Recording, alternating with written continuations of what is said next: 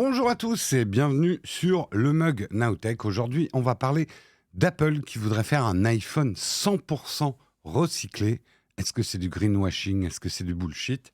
Nous parlerons bien sûr de plein d'autres sujets tech. Nous sommes le vendredi 14 avril 2023 et on démarre tout de suite.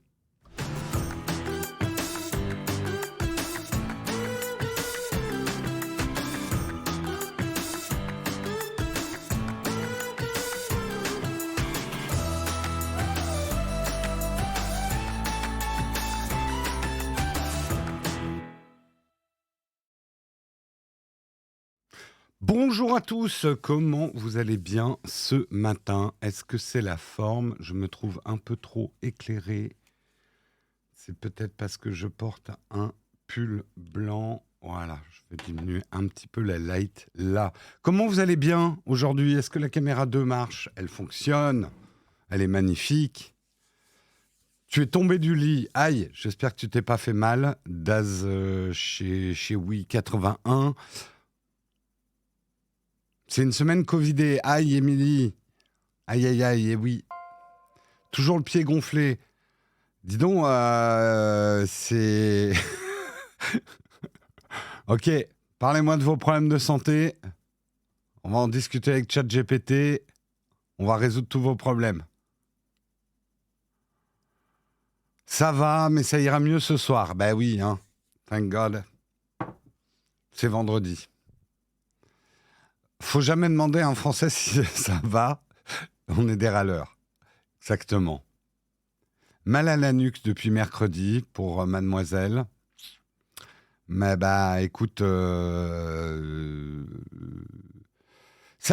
minerve, ça soulage bien. Moi qui suis un adepte du torticolis, hein, je pratique le torticolis. Une petite minerve là que tu prends en pharmacie, ça soulage vachement. Hein. Pas assez dormi, hein, Valou. Bah oui, mais tu regardes trop de vidéos Nowtech, c'est pour ça. Moi, ça va. Tes parents, mes parents m'ont abandonné à 30 ans. J'ai envie de dire, il était peut-être temps. Émile Sam. T'as fait un drôle de rêve, Yves. Aïe, aïe, aïe. Aïe, aïe, aïe. Il faut qu'on fasse psy aussi. J'attends la livraison de meubles Ikea. Je sais, ça peut être stressant. Surtout quand il faut compter toutes les boîtes et que le mec te dit qu'il a encore 7 livraisons à faire. T'as la rougeole, Paul. Aïe, aïe, aïe, aïe, aïe, aïe, aïe. Aïe, aïe, aïe. Toujours dans mon lit, je regarde le live. Tout va bien, Minalag. C'est normal. C'est normal, c'est normal. En tout cas, grand merci à Shinro pour son 15e mois d'abonnement. Samuel Archetest pour son 16e mois d'abonnement. Il va bientôt rattraper le Samuel officiel. Hein. Hightech 47 pour son 18e mois d'abonnement. Merci aux contributeurs qui démarrent la danse. La rougeole, mais on n'est pas censé être vacciné contre ça. Aïe, aïe, aïe, ça y est, ça a parlé de vaccin. Aïe, aïe, aïe, aïe, aïe, aïe, c'est parti. Brûlons un cierge pour que le... Ah, il a intérêt à démarrer le train aujourd'hui. Hein. Allez. Guérison générale pour tout le monde. Grey Coril a décidé. Donc, on va pouvoir commencer. On va regarder un petit peu le sommaire du jour. J'ai allégé le sommaire. J'ai pensé à Samuel. J'avais 2 fois plus d'articles que ça. Il y avait beaucoup de choses aujourd'hui, mais j'en ai sélectionné. On ne peut pas parler de tout. Hein, on ne peut pas parler de tout. Nous ne sommes pas des Superman non plus. On va parler, pour commencer, effectivement, d'Apple, qui accélère ses efforts verts et se fixe un nouvel objectif. On va essayer d'aller au-delà de la critique du greenwashing habituel. Pour analyser un petit peu tout ça. On parlera bien sûr, parce que je ne suis pas Léo, on parlera d'intelligence artificielle. On aura même 3 articles sur l'intelligence artificielle aujourd'hui, avec OpenAI qui ouvre son programme de Bug Bounty. On va pouvoir écraser des cafards. Nous parlerons d'Amazon qui fait... Ah, j'ai oublié de citer de qui c'est les articles. Le premier article, ça sera 01net. Le deuxième article, ça sera ZDNet. Le troisième article, c'est l'usine digitale, avec Amazon qui fait son entrée sur le marché de l'IA générative avec Bedrock. Nous parlerons également avec Numérama d'un crash test. Un député saisit la CNIL contre les dérives de ChatGPT. Nous parlerons ensuite de Quant et d'OVH Cloud. Puisque racheter le moteur de recherche français Quant et concurrencer Google, le nouveau projet du fondateur d'OVH Cloud, Octave Klaba, bien connu, que vous connaissez. Et c'est un article de France 3 Région, france-tv-info.fr. De France 3 Hauts-de-France. Voilà. Nous parlerons également des chansons générées par l'IA. Donc, on aura 4 articles sur l'IA qui envahissent Apple Music. Ça sera c'est le dernier article ? Oui, ça sera le dernier article. J'en ai enlevé un. Ça sera un article d'iPhone.fr. Nous parlerons ensuite de notre opération. On le précise bien, ce live va relayer une opération d'affiliation. Donc, ce n'est pas exactement un live sponsorisé puisque nous ne sommes pas payés par HelloFresh pour parler d'eux, mais on met en avant notre lien affilié. C'est le dernier jour d'ailleurs pour pouvoir profiter d'une super offre sur HelloFresh et je vous en parle après les articles. Et si on a le temps, et j'espère qu'on l'aura parce qu'on est quand même vendredi, on en parlera de ça, de HelloFresh et d'autres sujets aussi dans un Cornfac en fin d'émission. Voilà, en tout cas pour le programme du jour. J'espère qu'il vous va. J'en ai pas d'autres. Et on démarre tout de suite en lançant le Kawa.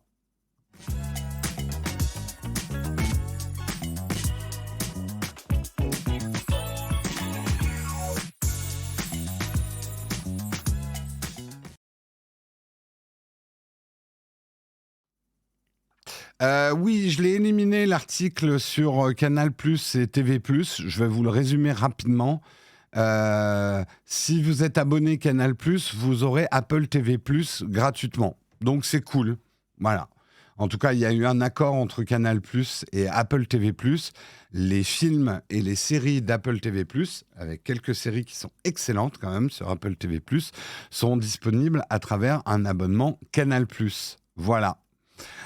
C'est fait. Tu vois, je t'ai fait la news rapidement. Mais tu as raison sur Newt. J'avais prévu à l'origine d'en parler, mais j'avais trop d'articles. Ouais, non, mais c'est plutôt une bonne nouvelle, effectivement, parce que si on peut commencer à annuler certains abonnements, vous avez vu dans ma vidéo rappel que moi, par exemple, j'ai profité des 3 mois à 1 € de Paramount Plus pour regarder les séries Paramount et que je me suis désabonné derrière avant que ça passe à 10 € par mois. On commence tous à avoir des stratégies. Il y a même, demandez à Marion mardi prochain.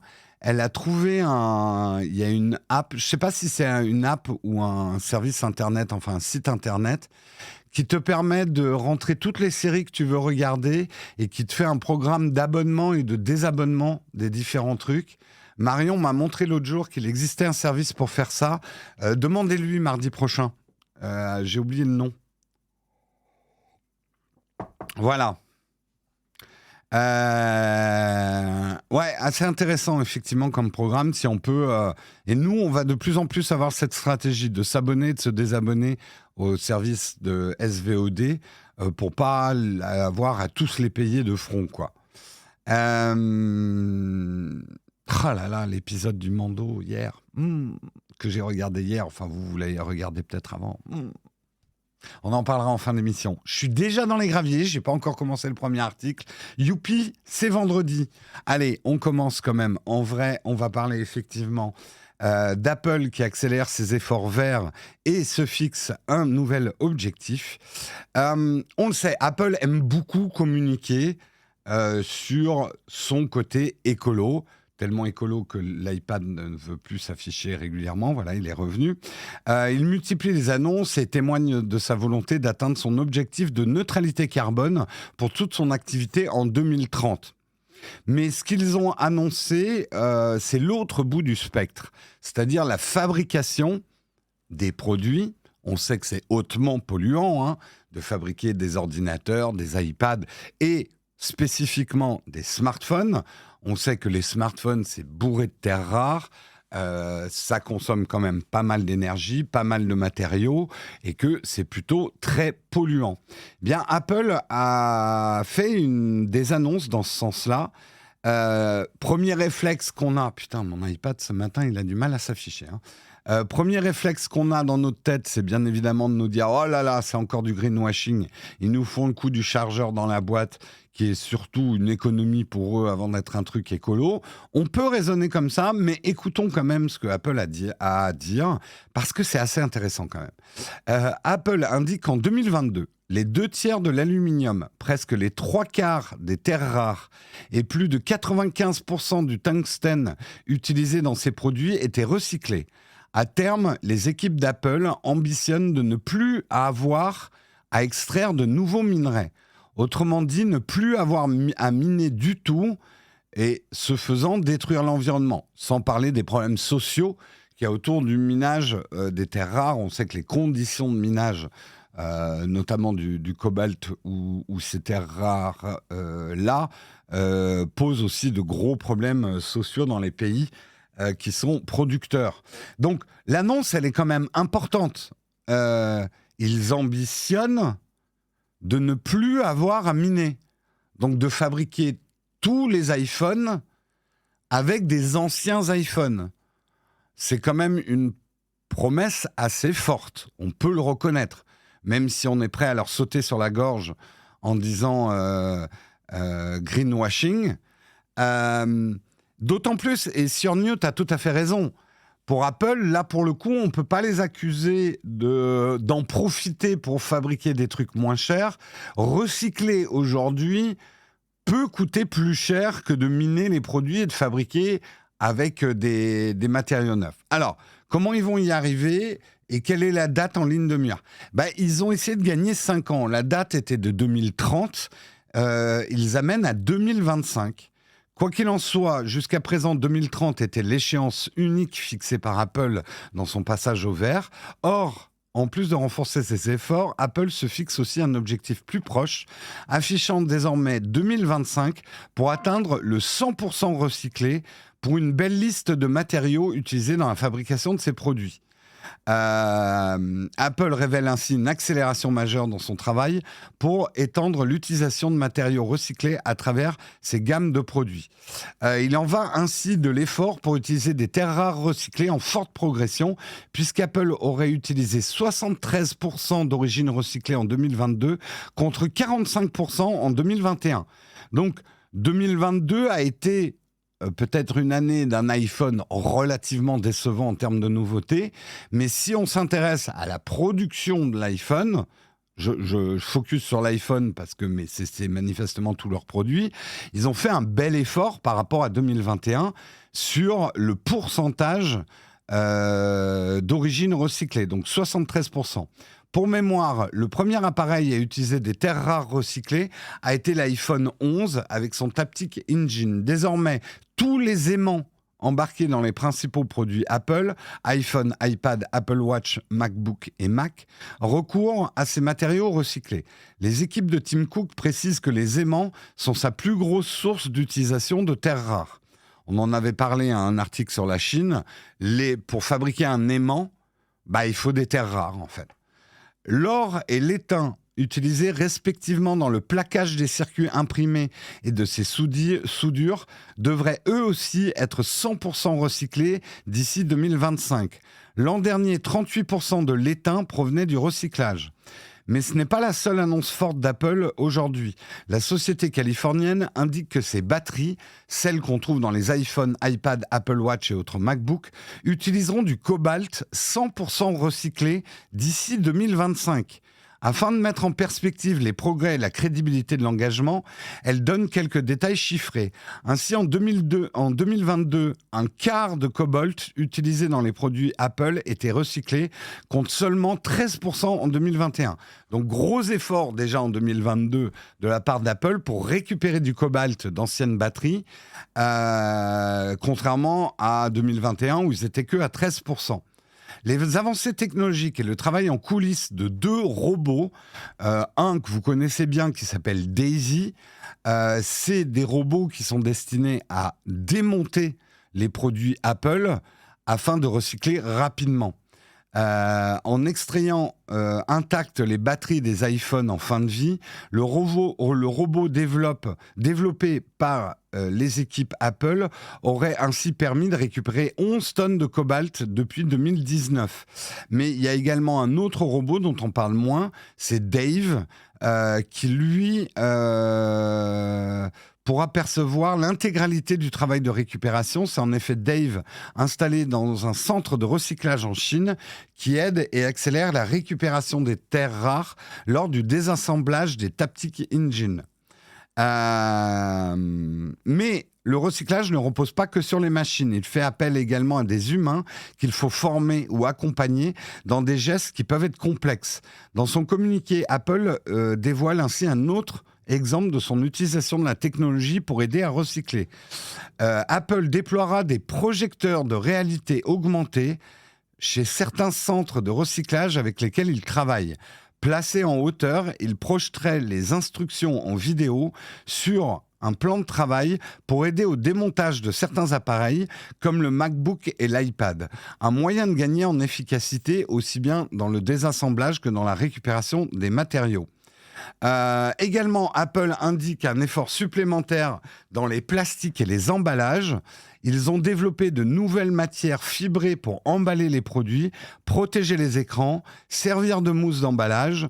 Apple a également développé une imprimante capable d'imprimer directement sur les boîtes des iPhone 14 et 14 Pro, supprimant le besoin de la plupart des étiquettes. Si vous regardez, pour ceux qui auraient acheté un iPhone 14 et 14 Pro, si vous regardez votre boîte, l'impression, elle est faite directement sur la boîte.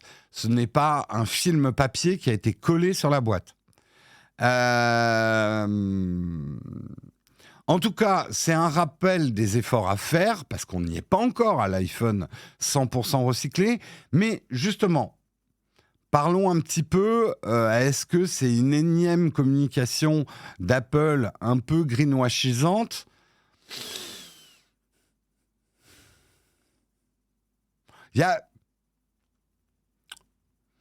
En fait, Apple a tout intérêt à être crédible à ce niveau-là. Le profil classique de la clientèle Apple est assez sensible quand même à ces questions environnementales. Là où c'est quand même très intéressant d'un point de vue global, c'est qu'aujourd'hui, sur l'ensemble du marché de la tech, à peine 20% de la production de la tech est faite avec des matériaux recyclés. Il y a un effort à faire au niveau global. Et on sait que Apple est quand même souvent imité là-dessus. C'est-à-dire que si Apple arrive en 2025 avec un iPhone 100% recyclé, la concurrence devra suivre. Et ça risque de ne pas être facile parce que, comme le disait Cyrnu tout à l'heure, et il a tout à fait raison, les smartphones très bas prix, le recyclage, ça coûte plus cher que de miner directement du cobalt. C'est quoi déjà le pays ? Alors, il y a la Chine, mais en Afrique, il y a un gros pays producteur de cobalt aussi. Enfin, bref. Alors, ça risque d'être une bonne mauvaise nouvelle pour nous. Effectivement, les smartphones risquent d'être un peu plus chers s'ils sont 100% recyclés. Mais globalement, c'est quand même une bonne nouvelle pour nous, quoi. République du Congo, ouais, peut-être. Démocratique, oui, République démocratique du Congo. C'est quand même intéressant. On peut beaucoup critiquer Apple et on a fait une vidéo dessus récemment. Est-ce que Apple fait vraiment des produits plus durables que les autres ? On peut parler, c'est pas les premiers. Fairphone mène un peu la danse avec d'autres sur comment on peut faire des produits tech qui laissent moins d'empreintes. C'est quand même un objectif hyper séduisant, même en termes de communication pour Apple. Imaginez la force de frappe d'Apple de dire « Nous fabriquons nos iPhones entièrement avec d'anciens iPhones ». Mais pour ça, il y a deux choses dont ne parle pas l'article. Il y a deux choses qui manquent. Apple a quelque chose que les autres n'ont pas. Apple a un réseau physique de récupération avec ses Apple Store ils ont mis en place un système qui permet de récupérer les anciens iPhones et des incentives, comme on dit, des encouragements à la récupération. Ils peuvent peut-être encore faire un effort là-dessus. Ce qu'il faudrait, c'est que, et c'est la deuxième partie de ce que je voulais dire, le problème, c'est que si vous êtes quelqu'un qui laissez votre vieil iPhone dans un tiroir, pourrir, il ne sera jamais recyclé. Donc, ça dépend aussi de nous de pouvoir faire des smartphones 100% recyclés. Il faut être certain que vous le mettez dans la bonne benne quand vous le jetez, ou que vous l'amenez à un Apple Store, ou que vous l'amenez à un centre de recyclage. Vous avez peut-être une pensée magique que si vous le foutez dans la poubelle verte, votre iPhone qui a 10 ans, l'éboueur va trier votre poubelle, le récupérer, le donner à Apple. Non, c'est pas comme ça que ça se passe. Donc, il y a quand même une composante qui est très importante là-dedans, c'est nous aussi. Est-ce qu'on a suffisamment de conscience écologique pour bien amener les produits qui nécessitent recyclage vers des centres de recyclage? J'ai plein de téléphones dans mes tiroirs, mais je ne sais pas à qui les remettre par contre. Alors, on va préciser les choses. Si vous êtes dans une grande ville, il faut savoir que votre mairie, normalement, organise des récupérations. Il suffit de le préciser. Vous avez des bennes pour les produits électroniques. Dans les supermarchés, vous avez des trucs pour les appareils électroniques. Renseignez-vous. Souvent, vous êtes à un doigt, et ce doigt s'appelle la flemme, mais vous êtes à un doigt de pouvoir faire un geste simple. Tous les magasins d'électronique peuvent récupérer vos produits. Alors, si vous les revendez sur le marché de l'occasion, c'est une forme de recyclage aussi. Offrir une seconde, une troisième, une quatrième vie à un produit électronique, c'est aussi du recyclage.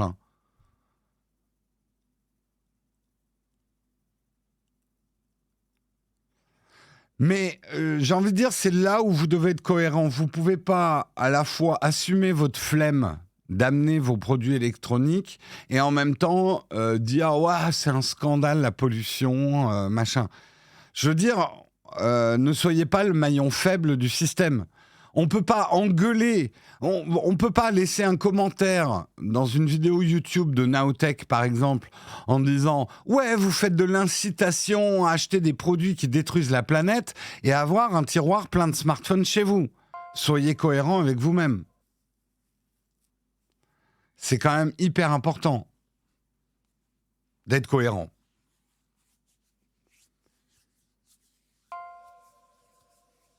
Oui, ils doivent le faire, les magasins d'électronique. Il y a une obligation aujourd'hui.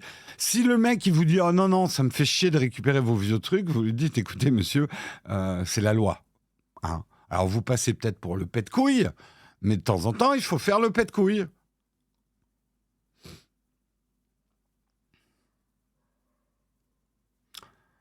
J'assume ma flemme, mais je ne crie pas au scandale à la pollution. Tu vois, un petit shift. Recycle ta flemme en énergie et fais un bon geste. Oui, il y a des gens qui ont des tiroirs pleins de smartphones. On va pas leur demander de se dénoncer, mais je le sais, ne me mentez pas. Je le sais que certains ont des tiroirs pleins de smartphones ou de vieux téléphones. Waouh! ACIP Digital, un grand merci à toi. Il a offert 20 abonnements communautaires. Un grand, grand merci à toi. French Satisfactory, merci pour ton 7e mois d'abonnement. Merci Deads 1975 pour ton 4e mois d'abonnement. Merci Tatou Partout pour ton 2e mois d'abonnement. Merci Shinro pour ton 15e mois d'abonnement. Merci à vous les contributeurs. Un grand merci à ACIP Digital. 20 abonnements offerts.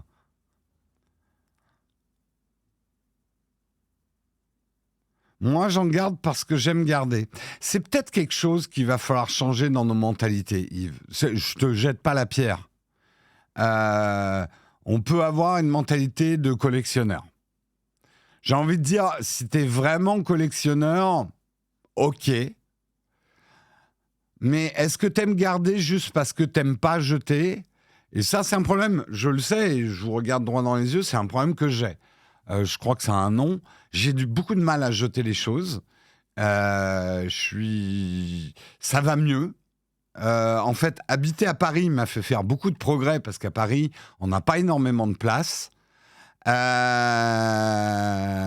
Alors, Diogène, je crois que c'est autre chose, mais oui, syndrome de Diogène, mais là, Diogène, c'est un niveau où tu n'arrives même pas à jeter tes ordures. Non, je crois que le fait d'avoir du mal à jeter certaines choses, ça a un nom. Bref, on s'en fout. Comme les youtubeurs tech qui gardent tous les smartphones testés. Alors, là, je peux parler, nous, de Nowtech. Hein. Je ne me permettrai pas de m'exprimer pour les autres. Ils font ce qu'ils veulent et je n'ai pas à les juger. Nous, Nowtech, le process est simple. On ne garde pas. Simplement, on revend 1 ou 2 ans après. Pourquoi on fait ça? C'est pour pouvoir garder des smartphones, pour pouvoir les comparer avec la nouvelle génération. C'est aussi un process comptable chez nous. C'est qu'en comptabilité, ça serait super chiant de revendre tout de suite les smartphones qu'on teste pour les racheter ensuite pour les comparer. Donc, dans notre armoire, nous avons des smartphones de l'année dernière pour pouvoir les comparer avec les prochains qui sortiront. Mais une fois que la comparaison est faite, on les revend. Voilà. Donc, nous, c'est notre processus. J'avoue, l'exception est faite. Alors, mais les Peak Design, je les utilise tous. Vous pouvez ne pas me croire, c'est votre droit, mais je vous garantis. Alors, il y en a certains qu'on n'utilise pas énormément dans l'année, mais tous les sacs photos qui sont sur le mur là-bas sont utilisés. Et puis, c'est notre décor aussi. Concernant nos données personnelles qui sont sur ces vieux iPhones, y a-t-il un risque? Il y a, je dirais que déjà le formatage prévu de base, remettre un iPhone à un smartphone à 0, c'est déjà pas mal.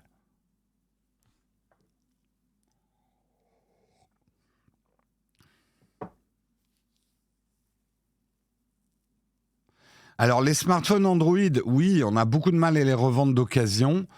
Recyclez-les. Recyclez-les. Il n'y a pas un petit 20 litres dont tu veux te séparer? Non. Non, mais en vrai, je ne vous mens pas. Il y a peut-être 1 ou 2 sacs Peak Design qu'on n'a pas utilisés depuis 1 an. Mais tout le reste, je le vois et je le sais parce que d'ailleurs, ils sont très mal accrochés là. C'est pas joli. Il faut savoir aussi un truc, c'est que les sacs Peak Design qui sont accrochés au mur, que vous voyez parfois dans les vidéos, sont remplis de trucs. On s'en sert aussi comme rangement en fait. Est-ce qu'on entretient les téléphones stockés, sous-entendu la batterie? Non, parce qu'on estime quand même qu'1 an, c'est pas trop grave, une batterie stockée pendant 1 an. Si on les conservait plus longtemps, oui, on ferait ça, quoi. Il y a un truc, je m'en suis aperçu l'autre jour, il y a 1 ou 2 générations d'Apple Watch qu'on n'a toujours pas vendues, il faudrait vraiment qu'on les vende. On a un petit peu trop d'Apple Watch. Alors ça a une raison aussi, c'est que dans les vidéos comparatives d'Apple Watch que vous pouvez voir sur la chaîne, on est remonté jusqu'à l'Apple Watch 3. Alors l'Apple Watch 3, on l'a revendu, je crois, l'année dernière, mais on a encore une Apple Watch 4, etc., pour pouvoir faire des vidéos comparatives chaque année de quel Apple Watch il faut acheter. Donc, c'est pas pour nous dédouaner, mais je vous explique comment nous, on fonctionne. On ne voudrait pas avoir à racheter, pour des raisons comptables, des vieilles Apple Watch quand on fait nos vidéos. Généralement, on l'a fait chaque année, le guide d'achat Apple Watch, quoi. Mais c'est important que vous nous posiez des questions là-dessus, parce qu'on est aussi responsable dans nous, testeurs. Alors, on n'est pas des consommateurs lambda. C'est notre métier, bien évidemment, d'avoir des produits. Donc, on a beaucoup plus de produits qu'un utilisateur lambda. C'est évident. Mais d'abord, parce qu'on manque de place, je vais être franc avec vous, j'ai pas la place pour stocker tous les trucs. Donc on en donne beaucoup à notre famille, dans notre entourage. C'est vrai que c'est pas mal d'être pote avec nous parce que t'as généralement des smartphones pas chers ou gratos dans la famille. Mais on essaye de s'organiser le plus en plus pour pas qu'il y ait du stockage inutile. Ouais.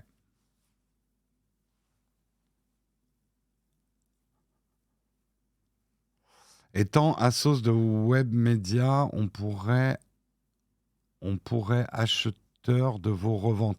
On a déjà un vide-grenier qui est réservé pour l'instant aux contributeurs. Tout ce qui n'est pas vendu aux contributeurs dans le vide-grenier, généralement, est revendu ou recyclé. Ça nous est arrivé aussi d'amener des produits en recyclage. Où est-ce qu'on peut donner ces vieux appareils type smartphone? Toute boutique d'électronique, tout supermarché, toute mairie a en place, parce que c'est la loi, des systèmes de récupération de votre vieil électroménager et d'appareils électroniques.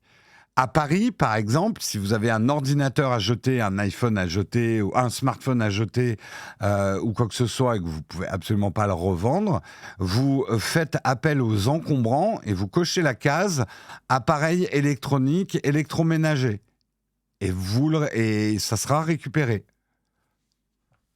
Vous mettez l'étiquette dessus, ça sera récupéré. Donc c'est simple à faire, hein.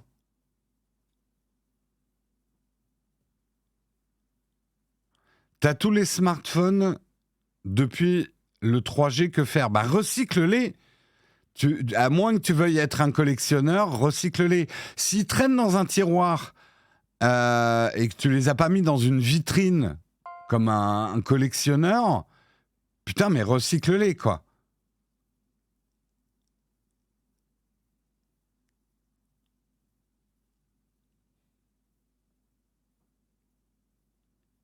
Ça va surtout se faire voler avant que les encombrants arrivent.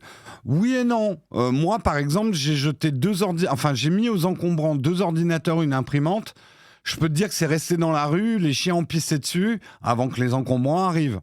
Personne ne les a récupérés.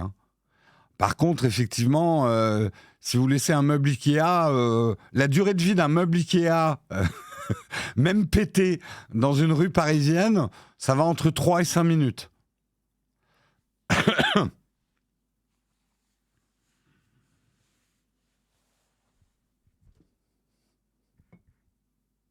Oui, Olek le rappelle, et c'est important, vous payez une taxe de recyclage quand vous achetez un produit.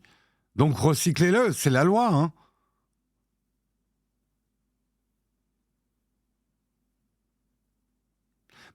Vous dites, je le mets pas aux encombrants parce qu'il va se faire voler dans la rue.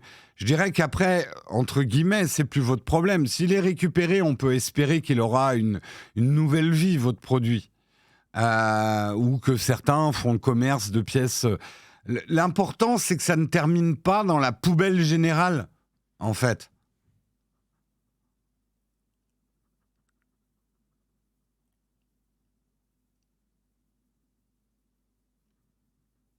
Donc voilà, intéressant en tout cas, Apple, cette ambition, et c'est vrai que c'est un message fort. S'ils arrivent à faire un iPhone qui est fabriqué à 100% avec des vieux iPhones, sacré pub quand même. Sacré pub, sacré pub.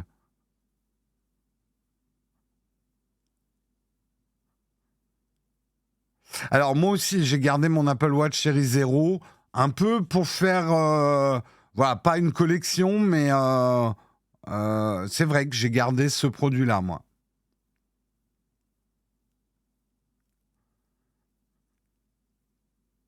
Ouais, c'est bien en tout cas qu'on ait ces discussions. Mais ce qui est bien aussi, c'est qu'on va passer au deuxième article. On va parler d'intelligence artificielle. OpenAI ouvre son programme de Bug Bounty. OpenAI a ouvert son propre programme de Bug Bounty en partenariat avec BugCrowd. OpenAI demande à des hackers éthiques de trouver des vulnérabilités dans ses logiciels et de lui signaler. L'entreprise propose également à ses chercheurs en sécurité de tester les plugins de ChatGPT sécurité pour trouver des problèmes d'authentification, d'autorisation, de sécurité. Parmi les problèmes de sécurité qui se situent hors du champ d'application, il y a le jailbreaking, le contournement des fonctions de sécurité du chatbot, l'incitation du chatbot à faire semblant de coder. L'OpenAI affirme que si ChatGPT exécute du code, c'est qu'il hallucine, ou le fait de tromper le chatbot pour qu'il vous dise des choses nuisibles. Si un hacker éthique trouve un problème dans le champ d'application, il peut gagner jusqu'à $20 000. C'est plutôt bien payé comme bug bounty. Alors, $20 000, c'est vraiment si tu trouves une vulnérabilité très très haute. Ils ont quand même précisé les catégories. Les vulnérabilités de moindre priorité peuvent rapporter entre $200 et $600. Les vulnérabilités de priorité moyenne entre $600 et $1 250. Et les vulnérabilités de haute priorité entre $1 et $3 500 selon la catégorie dans laquelle se trouve la vulnérabilité. Les hackers éthiques qui ont fait des découvertes peuvent les soumettre sur la page BugCrowd d'OpenAI. Donc, si vous êtes dev, hacker éthique et que vous travaillez sur des programmes de bug bounty, j'ai besoin de vous rappeler ce que c'est que les bug bounty. Bon, en gros, vous comprenez le système, c'est les entreprises qui demandent à des hackers éthiques de tester leurs vulnérabilités, de trouver les failles et de leur reporter, et ils sont récompensés pour ce travail-là. Voilà. Oui, c'est des hackers éthiques.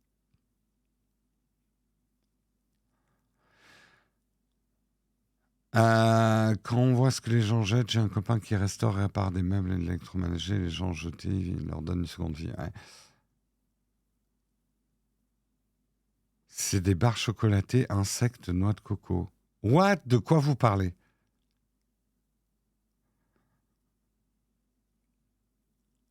S'ils en sont à cette étape de payer pour les bugs, c'est qu'ils savent que ça sera dur d'en trouver. Oui, généralement, quand on ouvre un bug bounty, un bug bounty, c'est que on a déjà en interne débugué un maximum, mais c'est une forme d'humilité, hein, le bug bounty. C'est de comprendre qu'en interne, on ne peut pas trouver tous les problèmes, qu'on a besoin de testeurs externes et de gens qui font des choses qu'on n'avait pas prévues sur nos programmes. Oui, on les appelle plus ou moins les white hats, effectivement les hackers éthiques. Donc voilà, c'était de l'information, ça ne demande peut-être pas des millions de commentaires. Passons au troisième article, un article de l'usine digitale. Alors l'article est un peu aride, hein, comme d'habitude avec les articles de l'usine digitale, parce que c'est vraiment ce qu'on appelle du B2B. Mais on apprend effectivement que Amazon vient de faire une annonce, ils vont faire leur rentrée sur le marché de l'IA générative avec Bedrock. Amazon ne compte pas laisser le très alléchant marché de l'IA et être complètement accaparé par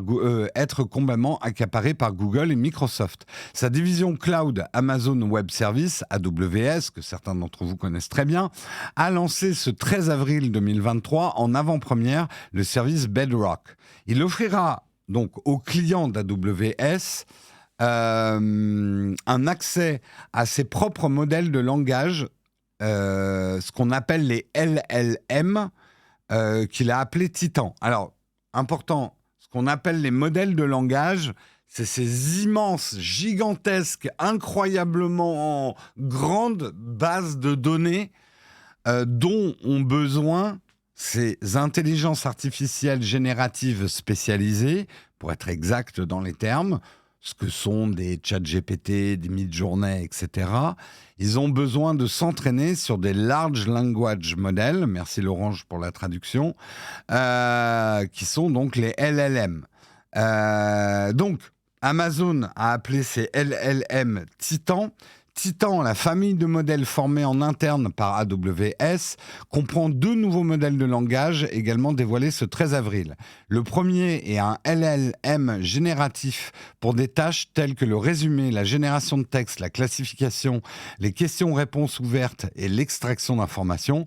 un petit peu comme ChatGPT. Le second, c'est un LLM d'ancrage qui traduit les entrées textuelles, mots, phrases ou textes, en représentation HTML utile selon AWS pour des applications telles que la personnalisation et la recherche. Donc là, on est plus dans des domaines d'API, etc. Bedrock inclut également la famille Jurassic 2 des LLMS multilingues d'AI 21 Labs, qui suivent des instructions en langage naturel pour générer du texte en espagnol, français, allemand, portugais, italien et néerlandais. Il comprend par ailleurs un accès à Claude, le fameux Claude, le LLM d'Anthropic, capable d'effectuer une grande variété de tâches relatives à la conversation et au traitement de texte. Bedrock donne enfin l'accès à la suite des modèles de Stability AI, y compris le populaire Stable Diffusion, que vous connaissez bien, capable de générer des images, de l'art, des logos et des dessins. Dans son billet de blog, le vice-président d'AWS donne un exemple concret de l'utilisation de Bedrock, sans surprise basé sur le marketing. On est quand même chez Amazon. Imaginons un responsable marketing travaillant pour un détaillant de mode ayant besoin de développer des campagnes ciblées pour une nouvelle ligne de sac à main ou de sac photo, par exemple, Peak Design. Alors, Peak Design, il ne faut pas trop leur parler d'Amazon, par contre. Je ne sais pas si vous savez, mais ils ont même fait une campagne de pub Peak Design pour prouver que Amazon avait piqué le design de leur sac pour faire un sac générique Amazon. Ils n'auraient qu'à fournir à Bedrock quelques exemples étiquetés de leurs slogans les plus performants des campagnes passées, ainsi que les descriptions des nouveaux produits pour que Bedrock génère automatiquement des posts efficaces pour les médias sociaux, des annonces publicitaires ou encore des textes web promotionnels. C'est les agences de pub qui vont être contentes d'entendre ça. C'est mon ancien moi, mon ancien métier, fait par une intelligence artificielle. Mon ancien moi est au chômage. Et mon nouveau moi, bientôt. Ben oui. Amazon ne divulgue pas le coût du service car il s'agit pour l'instant d'une avant-première à laquelle les clients doivent demander l'accès en s'inscrivant à une liste d'attente. Voilà, on n'en sait pas tellement plus. L'information à retenir ce matin, c'est que Microsoft et Google, pour l'instant, mènent la danse sur l'intelligence artificielle au niveau commercial. Amazon veut faire le trublion. Voilà.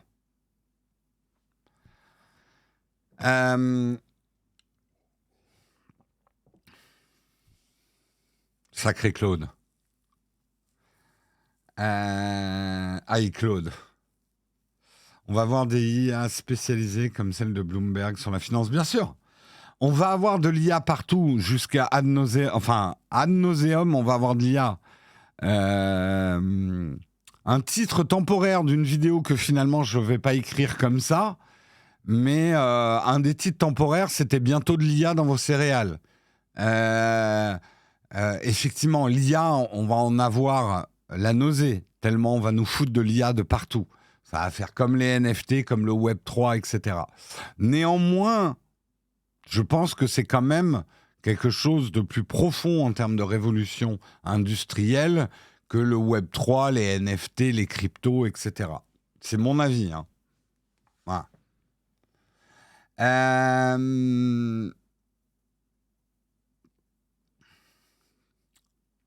Qu'ils mettent de l'IA dans Alexa, elle en a besoin. Il n'y a pas qu'Alexa, je dirais que Siri est peut-être celui qui a le plus besoin d'intelligence tout court. Sur LinkedIn, le nombre de gens qui postent les 28 outils IA qui vont changer ta vie. Le truc, bon, alors, je vous spoil, parce que je fais mon Guillaume. On va pas tarder. Il y a une vidéo qui va arriver bientôt. On a vraiment essayé de faire quelque chose de très concret. Pour vous, autour de l'IA. Voilà, des choses concrètes. Pas utiliser tel outil et ça va faire tel truc. Vraiment, des tâches concrètes pour que vous puissiez un petit peu appréhender effectivement l'IA.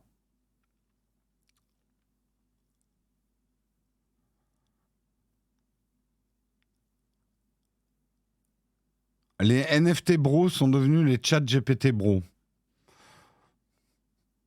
Oui et non.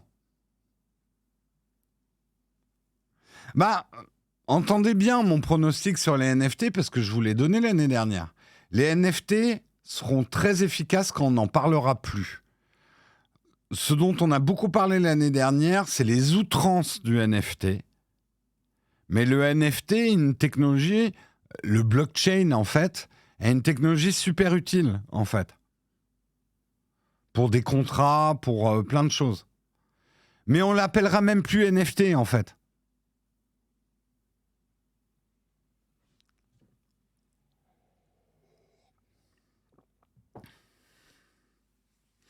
Là aussi, OpenAI peut se permettre de faire nimp et de répondre des choses horribles de temps en temps. Apple avec Siri ne peut pas laisser faire l'IA faire ça. Oui, tout à fait. Apple ne lancera pas effectivement, ne se lancera pas officiellement dans l'IA tant qu'il y a encore des problèmes liés à la très grande jeunesse de ces IA génératives à disposition du grand public.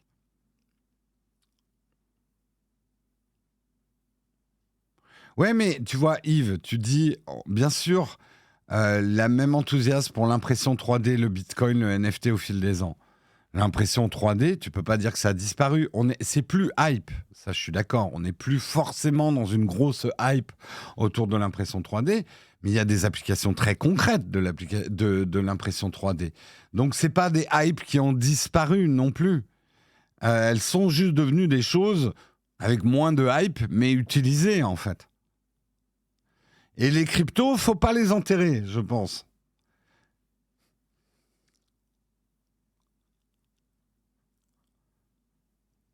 Donc il faut différencier les choses entre les mouvements de mode et les lames de fond en économie.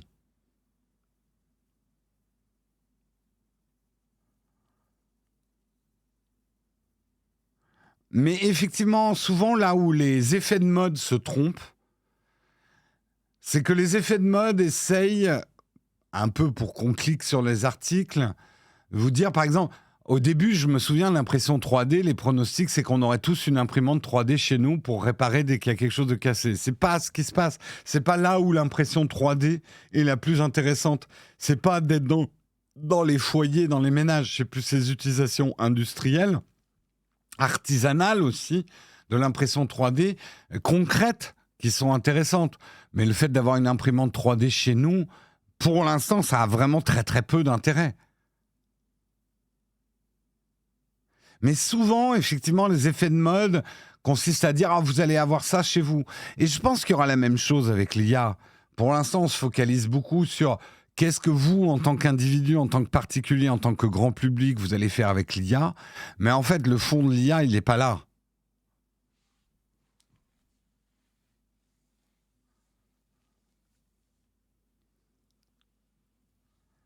Donc, mais c'est intéressant. C'est intéressant d'arriver à faire le tri entre ce qui est de l'effet de mode, dont on parle beaucoup pour une technologie, et après les applications concrètes, en fait. Et franchement, je sais qu'on est beaucoup hein, là dans le chat. Nous aussi, on utilise de plus en plus l'intelligence artificielle dans notre travail. Waouh! C'est le gain de productivité, de temps et tout ça est quand même hyper intéressant. Hein. Et même, je dirais, le gain de qualité aussi. Hein.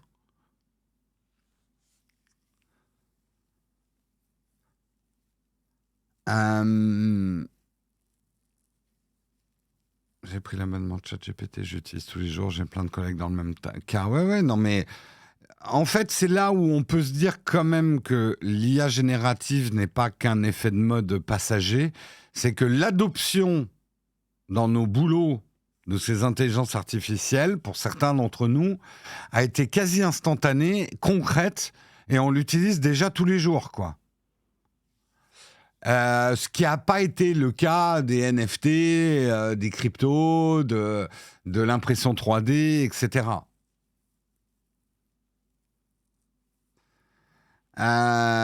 Donc c'est ça qui est intéressant. C'est ça qui est intéressant. Mais c'est sûr que L'IA chez vous, vous pouvez vous en passer. Enfin, dans votre vie privée, vos loisirs, c'est pas une IA qui va décider ce que vous regardez sur Netflix. Quoique. Ouais. Ah, on y reviendra. Allez, on continue.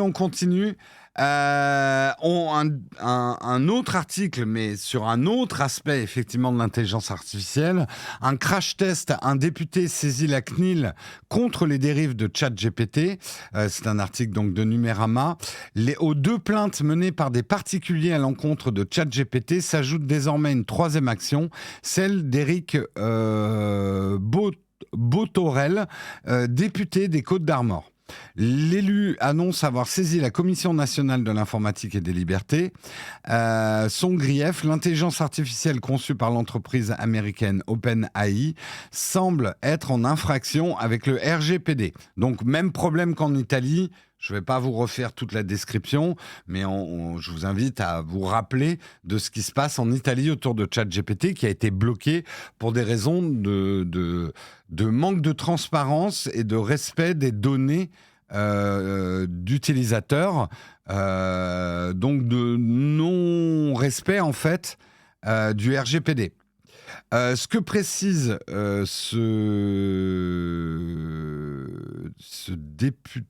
ce député, c'est qu'il ne vise absolument pas d'interdire ChatGPT comme en Italie.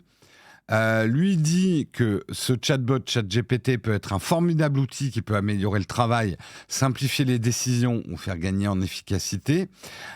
Pas question d'adopter une posture radicale appelant à un bannissement de l'outil. Ce n'est absolument pas ma façon de voir les choses. Par contre, lui, il insiste sur une chose, et je pense qu'il a raison, c'est de mettre en adéquation ChatGPT avec le règlement général sur la protection des données.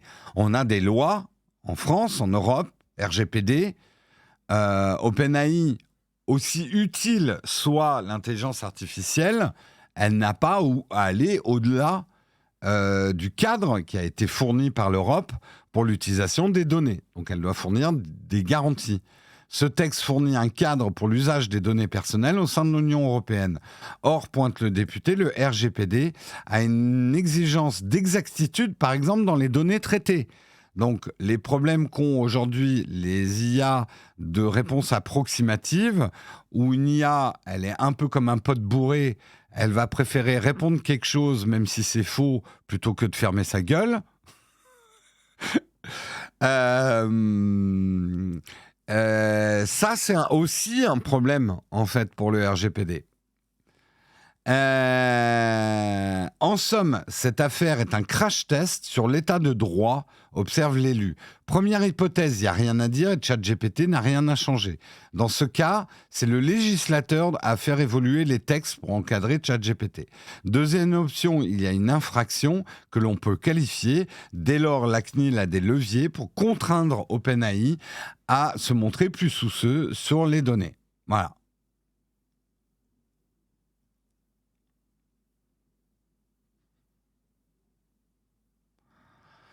Je voudrais demander... tu connais bien mes amis. L'Italie cache bien son jeu, pays très riche qui veut nous faire penser le contraire, ceci depuis 40 ans. Jason, l'Italie est un pays contrasté. L'Italie est presque 2 pays. L'Italie du Sud n'est pas très très riche. J'en ai marre des règles RGPD. À chaque site, on nous demande de tout accepter, tout refuser les règles, c'est chiant. Ok, donc toi, tu préfères qu'on pioche. Je suis d'accord que c'est pas idéal, hein, le RGPD. Mais franchement, pour moi, c'est une petite gêne, ces fenêtres pop-up, par rapport au Far West des données, quoi. Et oui, je ne fais pas partie des gens qui vous diront « mais j'ai rien à cacher ». Parce que je sais très bien qu'on a tous... C'est pas une question de cacher des choses, mais on a tous besoin d'un respect des entreprises sur l'utilisation de nos données privées. C'est pas une question de cacher des choses ou d'avoir des choses à cacher. C'est pas ça le fond du problème. Mais Je vais essayer de ne pas radoter, parce que certains d'entre vous qui suivent l'émission régulièrement, on en a parlé depuis 5 ans, on rabâche les mêmes choses.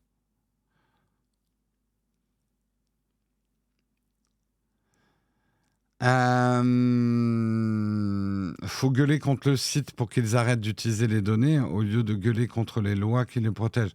Bah, en fait, on a des lois. On les a votées, ces lois. C'est des lois européennes, RGPD. Les entreprises doivent respecter la loi. Je dirais que c'est aussi simple que ça, c'est tout.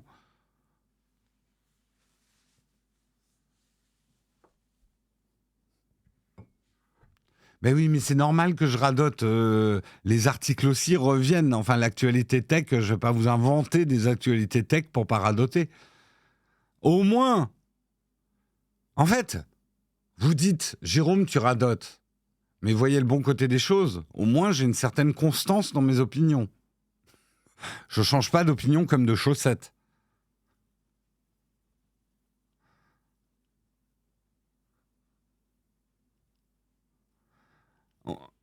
Respecter la loi, mais on vit dans une saucisse. On peut très bien respecter les lois dans une saucisse.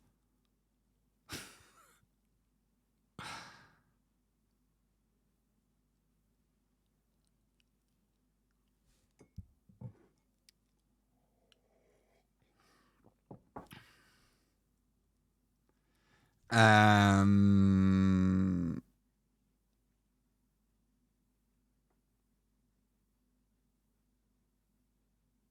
Pour le moment, donner des infos perso à GPT ne lui sert à rien. Je vais vous donner un exemple des problématiques, et on avait parlé avec Samsung, des problématiques qu'il peut y avoir avec vos données perso sur ChatGPT. Au boulot, vous utilisez ChatGPT pour faire les prochains slides de votre entreprise c'est l'exemple que j'ai donné hier dans le live privé des contributeurs. Imaginez, vous travaillez dans une entreprise qui fabrique des objets de loisirs sportifs. OK ? Vous devez faire une présentation sur une méthode de fabrication du prochain ballon de foot de plage révolutionnaire. Oleg disait un ballon carré. Parce qu'Oleg est un déconneur. Mais imaginons, vous avez une méthode de fabrication d'un nouveau ballon de foot qui va être un carton cet été sur les plages parce que, je sais pas, c'est un ballon de foot qui revient automatiquement dans les pieds. En fait, c'est un mélange de jokari avec un élastique à main. Bref, vous avez un nouveau produit révolutionnaire. Vous filez les informations, les PDF des ingénieurs qui ont mis au point ce ballon à ChatGPT pour vous aider à faire vos slides pour la réunion. OK ? ChatGPT prend toutes ces informations. Derrière, vous avez un concurrent. Un concurrent qui lui aussi fait des objets de plage et tout. Et il y a un mec chez eux qui dit ChatGPT, aide-moi à trouver un produit qui va cartonner sur les plages en 2023-2024, que les gens voudraient, etc.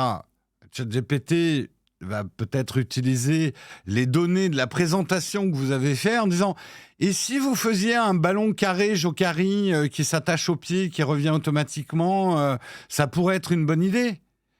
Ah, vous voyez le problème ? Vous voyez le problème qu'il peut y avoir ? Et c'est pour ça que nous, on vous le dit, utilisez les IA dans votre boulot, c'est très bien, mais faites quand même très attention aux données confidentielles que vous transmettez aux intelligences artificielles.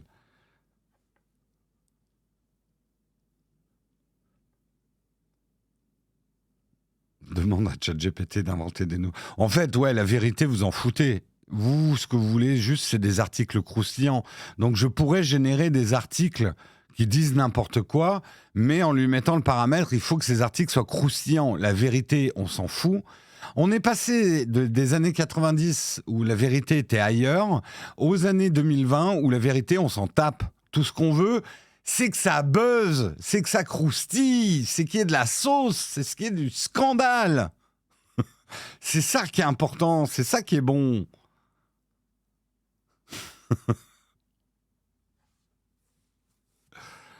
Exactement. On s'en fout de la vérité. La vérité, c'est fade, c'est mou, ça n'a pas de goût.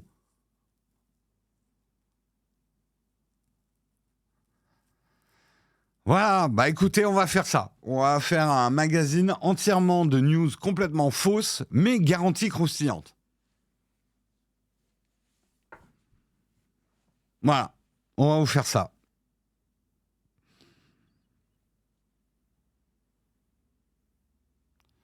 C'est pas mal comme slogan. Si t'étais voilà, un couturier, tu lances X couture, la vérité est tailleur. Vas-y, lance-toi dans la pub. De toute façon, t'as un créneau d'à peu près 1 an avant que l'IA prenne ta place. News GPT. En fait, c'est un bon concept d'émission. Hein. On lui demande de générer des news.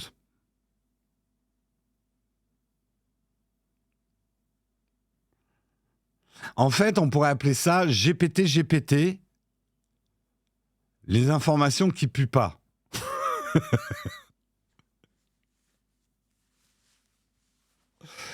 Aïe, aïe, aïe, aïe, aïe. Ou plutôt les informations qui ne sont pas du vent. News GPT, les informations qui ne sont pas du vent. Ou un courant d'air frais dans les news. Voilà. Voilà, une revue de presse selon vos préférences. Aujourd'hui, j'ai envie qu'on me parle de ça, ça et ça. Je m'en fous que ça soit pas vrai.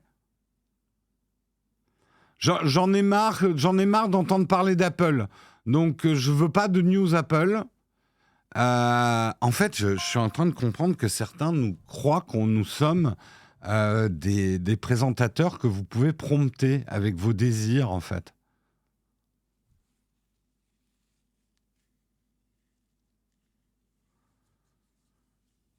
Je comprends que certains nous disent « Oh, mais j'en ai marre que tu nous parles d'Apple ou de Elon Musk tous les jours ou d'intelligence artificielle. » En fait, vous voudriez des news à la carte. Un mug à la demande. Et ouais. Ouais, mais du coup, vous parleriez tous de news différents dans le chat. Il n'y aurait plus de trucs collectifs, en fait. C'est pas faute d'avoir... Non, ça marche pas, le prompt, pour finir à l'heure. Il est pété, lui aussi. Il est pété. Putain, il est 9h02. Bla. Encore 2 petits articles. Allez, let's go. On continue. France Info, racheter le moteur de recherche français Quant et concurrencer Google, le nouveau projet du fondateur d'OVH Cloud. Octave Klaba a fait l'annonce sur son compte Twitter personnel hier, mardi 11 avril. Donc c'était en début de semaine. Nous sommes entrés en discussion exclusive, a-t-il indiqué au sujet du rachat de Quant, moteur de recherche français. Pour racheter Quant, le fondateur de l'hébergeur roubaisien OVH utiliserait... Alors, allez-y, toutes vos blagues sur une info brûlante, tout feu, tout flamme.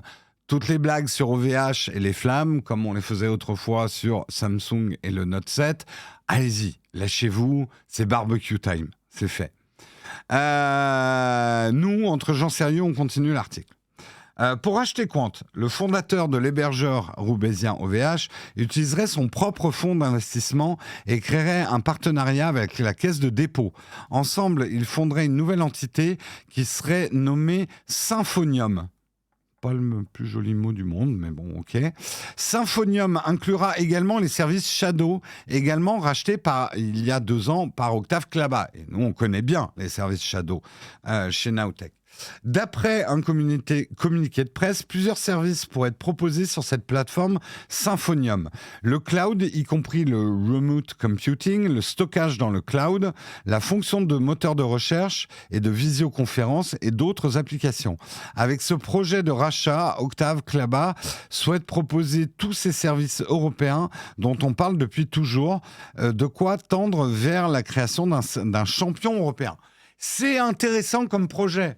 Là où on commence à s'apercevoir quand même des bienfaits possibles d'un cloud souverain ou de services cloud souverains, à la fois d'hébergement, dans le cas de Shadow, de PC virtuel, de VR et de moteur de recherche, là carrément, d'avoir Quant aussi sur ce service, un Google à la française, osons le dire, ou en tout cas à l'européenne, ce qui serait peut-être plus intéressant comme perspective qu'à la française.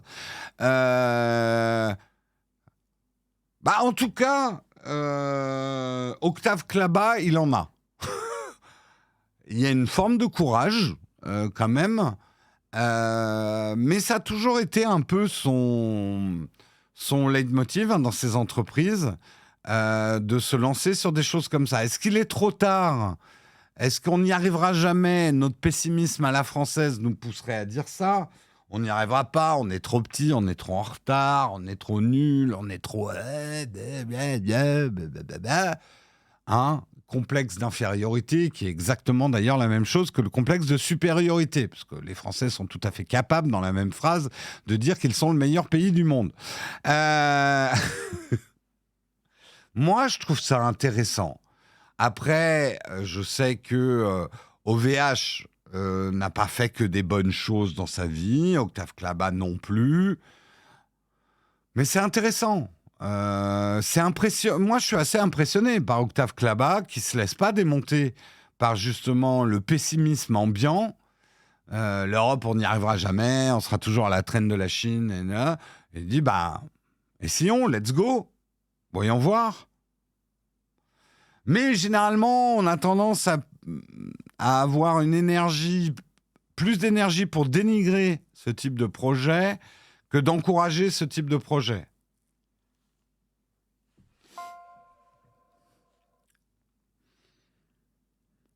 On en avait déjà parlé d'ailleurs autour de Shadow. Shadow s'est pris des torrents de boue, pour certains mérités, soyons honnêtes.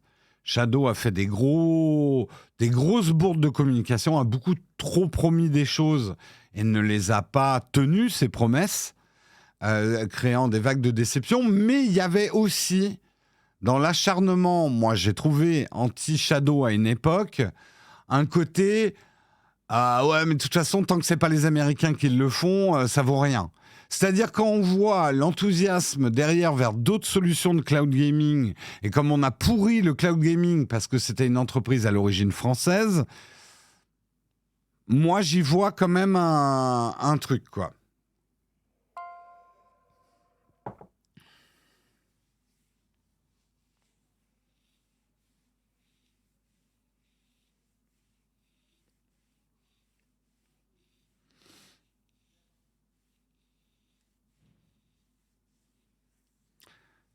Mais tu vois, même sur le fait de faire des promesses et de pas les tenir, moi, je trouve qu'on a plus d'indulgence pour une entreprise étrangère, notamment américaine ou chinoise, qui nous font sans cesse des promesses qu'ils ne tiennent pas. Mais voilà, on laisse passer en disant oui, c'est peut-être plus difficile à développer qu'ils ne l'avaient prévu, mais quand même, machin. Mais alors, dès que c'est une entreprise européenne, ouais, les manipulateurs. Enfin, moi, je trouve, franchement, qu'il y a deux poids, deux mesures avec les entreprises et les startups européennes. On les critique plus que les startups américaines ou chinoises. Je trouve.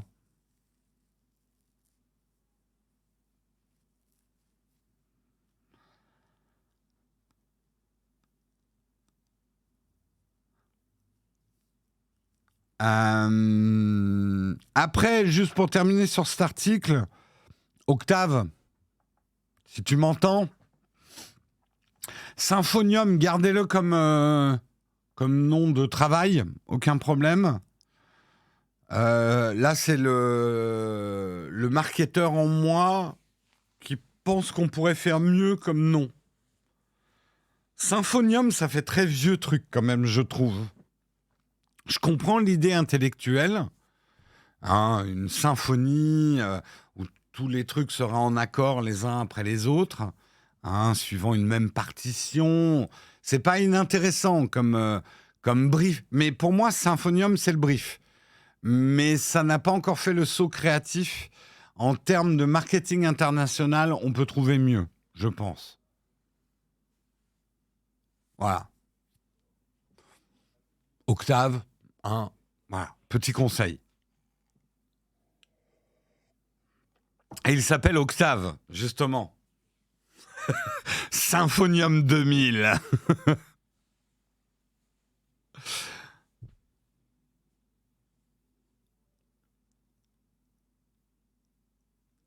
Oui, c'est peut-être effectivement juste. Ça y est, on est passé en mode brainstorming dans le chat. Hein, tout le monde va y aller de son petit nom.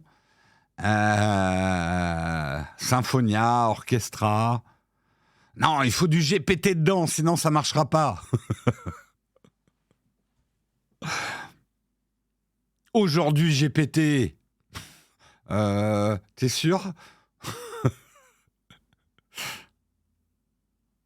Symphonia AI.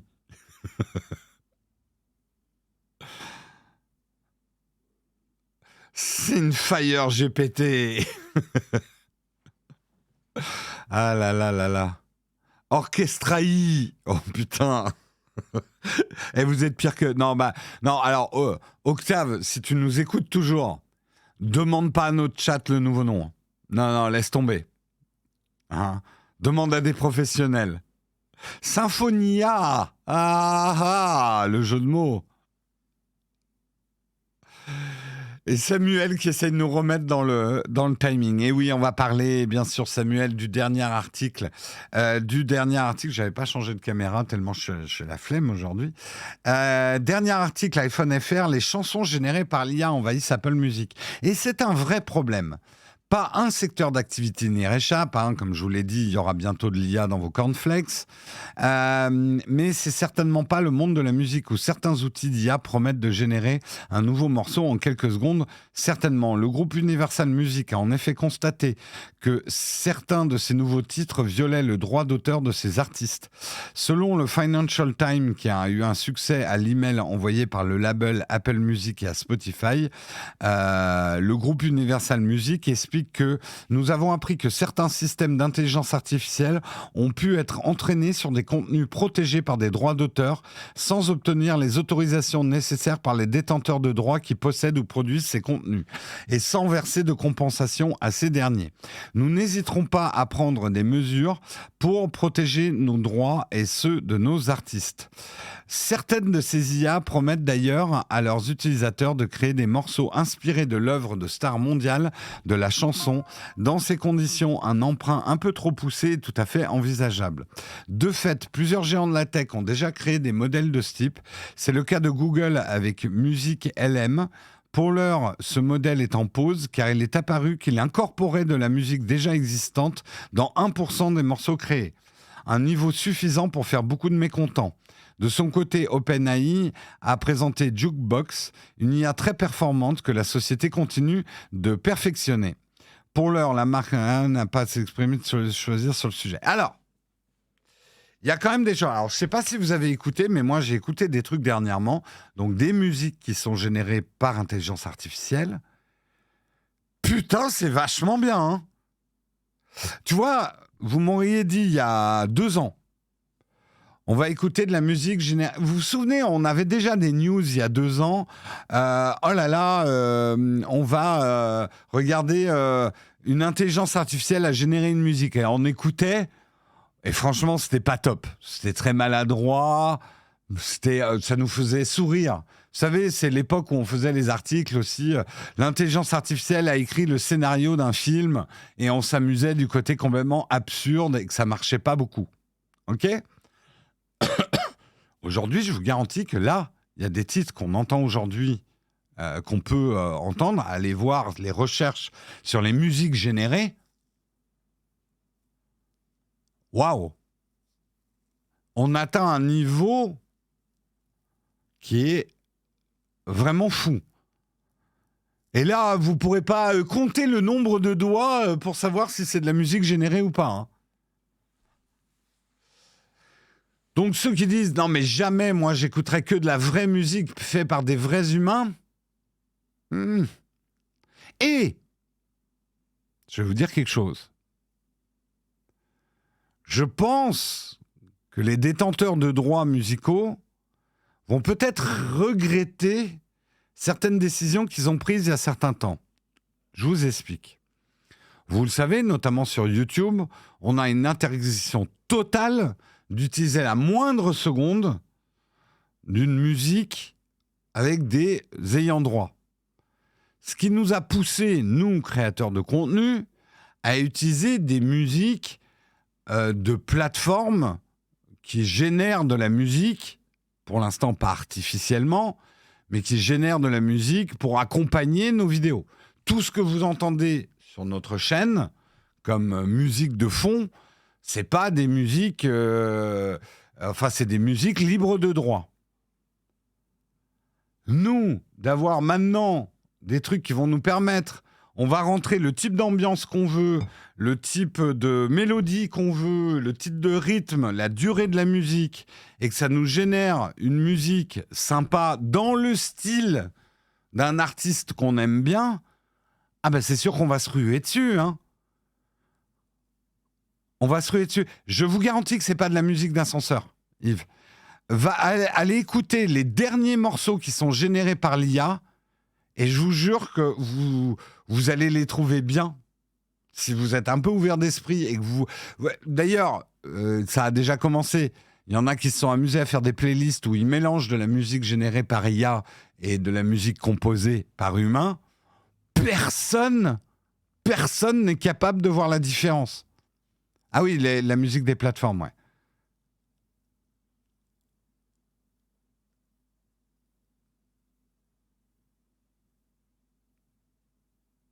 On va découvrir que Joule, c'est de la musique d'IA. Ah, c'est sûr qu'on va pouvoir composer du Joule. En veux-tu, en voilà, hein.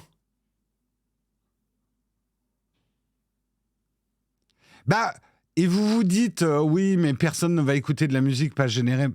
Alors, quand vous voyez le succès de chaînes comme Lo-Fi Girl, j'avais une news d'ailleurs sur Lo-Fi Girl qui, je sais pas si ça a réouvert d'ailleurs depuis, qui va faire une grande annonce. Je sais pas s'ils ont déjà fait l'annonce. Mais aujourd'hui, en musique de fond, en musique de relaxation, etc., toute une génération a absolument aucun problème. Ouais, ils ont déjà annoncé quelque chose, ok.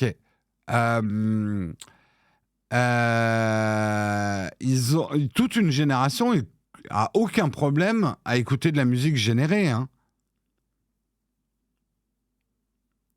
Ils lancent Lo-Fi Boy.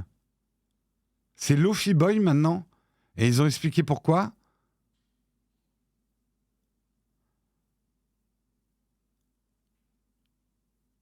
Ils ont expliqué pourquoi ils sont passés de Lo-Fi Girl à Lo-Fi Boy. C'est des questions de droit ou...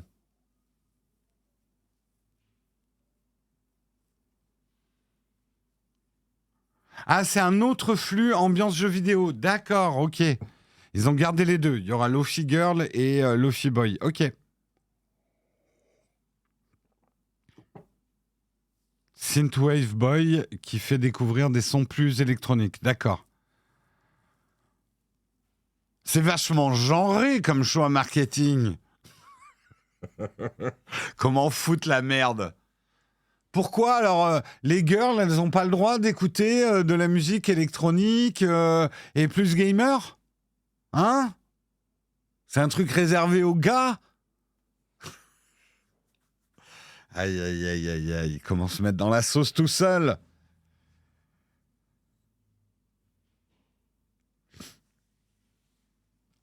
Hein? Et ça va être quoi après la prochaine étape? Lo-Fi Girl, c'est rose et Lo-Fi Boy, c'est bleu?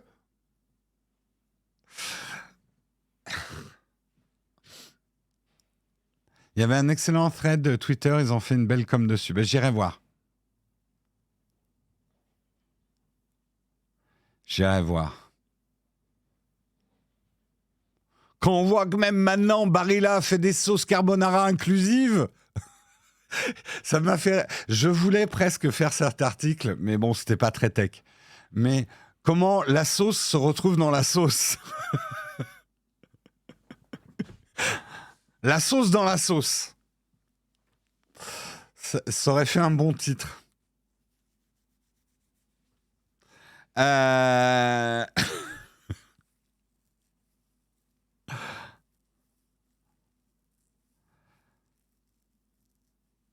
crois qu'on tient un truc là. Vas-y, dénonce, ça va percer, ouais.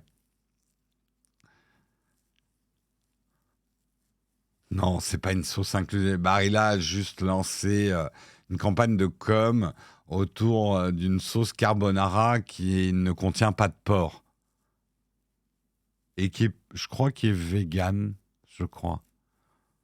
Alors c'est sûr, ça en irrite certains, hein. Touche pas à ma bouffe, hein.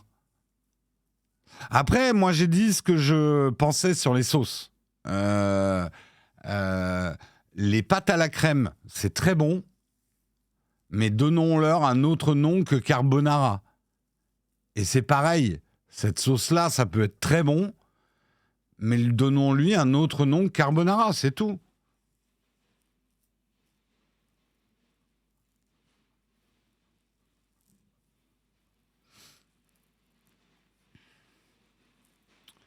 Ne parlons pas des sujets qui fâchent. Ah mais si.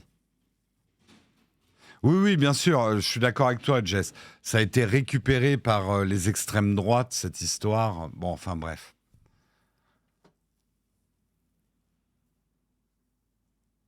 Alors là, désolé, je suis obligé de m'arrêter, mais Counter Sedson qui dit une sauce carbo, ça prend 1 minute à faire.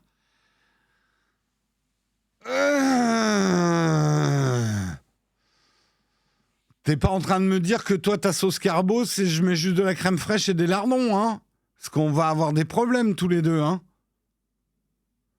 Non, la vraie sauce carbonara ne prend pas 1 minute à faire, désolé, hein.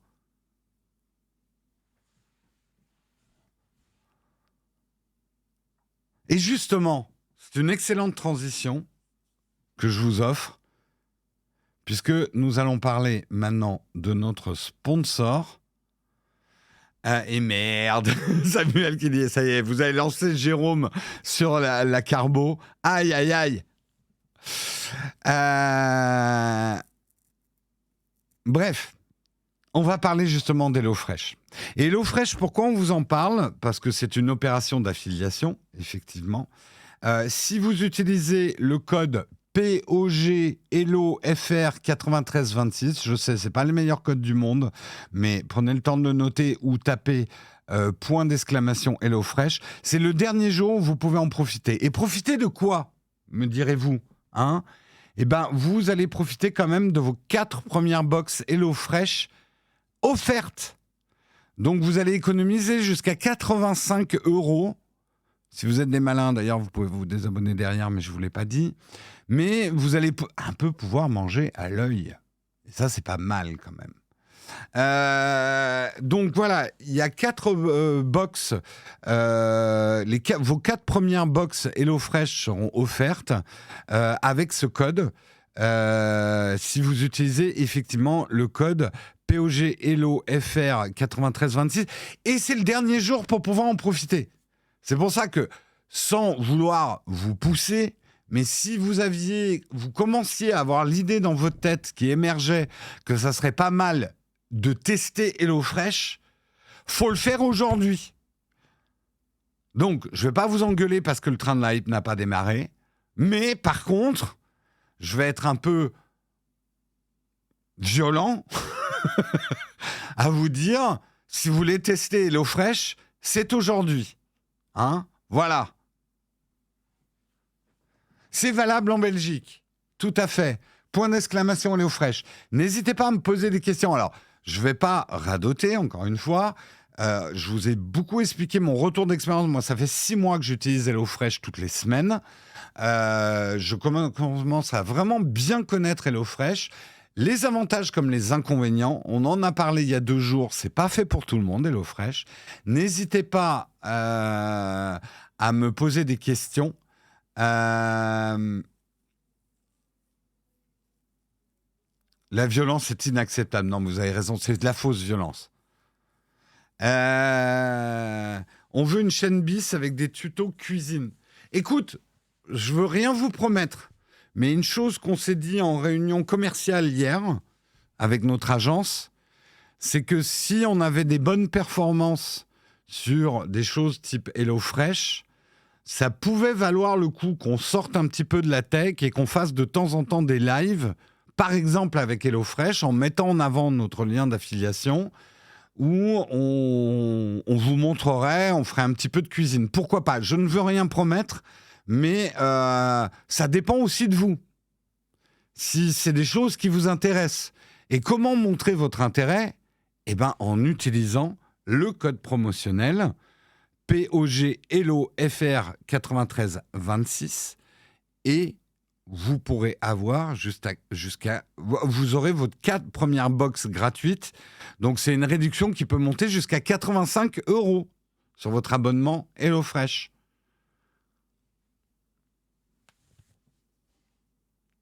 Alors, est-ce que vous avez des questions sur HelloFresh?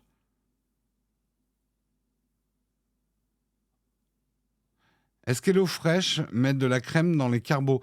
Pour l'instant, j'ai jamais vu de pâte carbonara.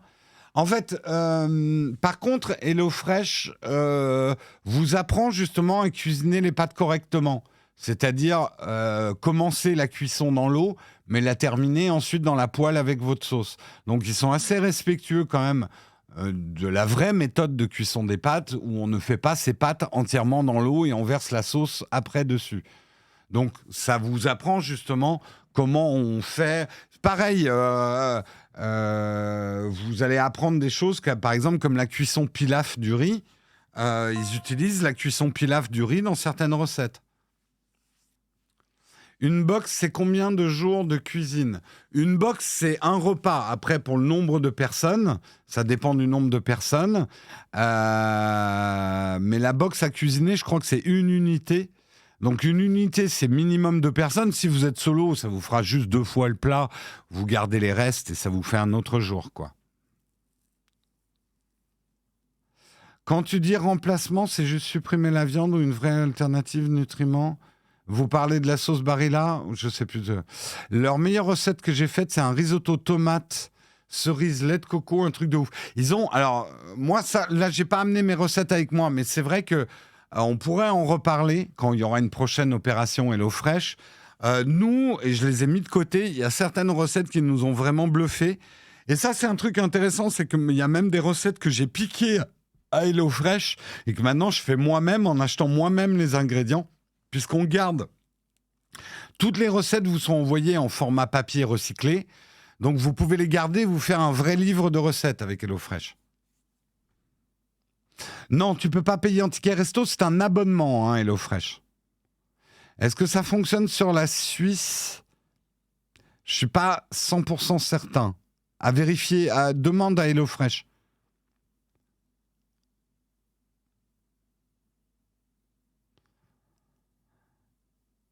Est-ce qu'on peut paramétrer une intolérance? Je crois pas. Je crois pas, mais c'est intéressant. Pose-leur la question.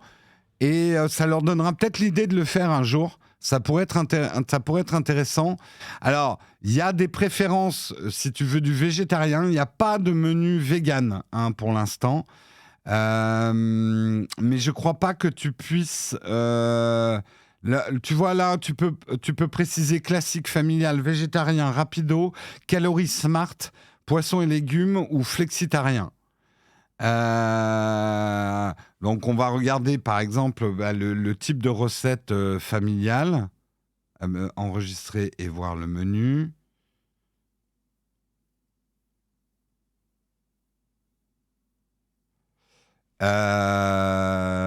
Voilà le type de recette. Ben non, il ne me les montre pas, en fait. Là, on voit un peu le prix. Si je prends pour 2 personnes 3 box pour la semaine, ça me fait 46,99 € avec la livraison. Et vous avez effectivement plus de 21 recettes par semaine qui vous sont proposées. Voilà, on voit ici un échantillon. On va voir si on peut voir des recettes. Ça serait intéressant qu'on puisse voir. On va faire une rapido. Ah ouais, non, il faut débloquer l'offre et tout, quoi. Donc là, je serai obligé de mettre mon compte et tout. Mais je vous montrerai une autre fois des recettes. Donc, vraiment, j'insiste, c'est aujourd'hui ou jamais. On peut donner les allergies? D'accord, Nicolas, je savais pas. Effectivement. Alors, on a parlé il y a 2 jours du problème des emballages. Ce que je dis, et je suis complètement transparent avec vous, ça va générer plus d'emballages que si vous faites vos courses au marché. Par contre, ça générera autant, voire un peu moins d'emballage que si vous faites vos courses au supermarché. Vraiment, là, je vous dis, ça fait 6 mois que je l'utilise. C'est vrai que... Alors, ils essayent de faire le minimum d'emballage, mais n'oubliez pas qu'il y a des règles sanitaires aussi, qui les obligent à emballer un certain nombre de choses. Je pense que si les règles sanitaires étaient un peu moins strictes, HelloFresh livrerait moins de choses emballées. Mais là, ils sont obligés de livrer un certain nombre de choses emballées. Mais voilà, si vous faites toutes vos courses au marché, je vais être transparent avec vous, HelloFresh n'est pas fait pour vous. Mais il y a plein de gens qui ne peuvent pas faire leurs courses au marché. Et ne les jugez pas, c'est la réalité de la vie. Ceux qui habitent trop loin, ceux qui sont obligés de prendre leur bagnole pour aller faire les courses au marché, parlant d'écologie aussi, les gens qui n'ont pas le temps, ne jugez pas la vie des autres parce que vous estimez que la vôtre est meilleure. Chacun fait ce qu'il peut aussi. Mais voilà, pour les emballages, je suis 100% d'accord. Si vous avez l'opportunité dans votre vie de faire toutes vos courses au marché, HelloFresh n'est pas fait pour vous. Et que vous êtes quelqu'un de très organisé parce que vous savez exactement les recettes que vous allez faire dans la semaine et les quantités qu'il faut acheter pour chaque produit, HelloFresh n'est pas fait pour vous. Voilà. HelloFresh est plutôt fait pour des gens qui ont l'habitude de manger des plats tout faits, qui sont mauvais au niveau nutritionnel, qui génèrent beaucoup d'emballages, qui sont généralement assez chiches sur les quantités et qui ne sont pas géniales au goût. Et de les remplacer plutôt par une alternative de comment faire la cuisine, en vous livrant les ingrédients.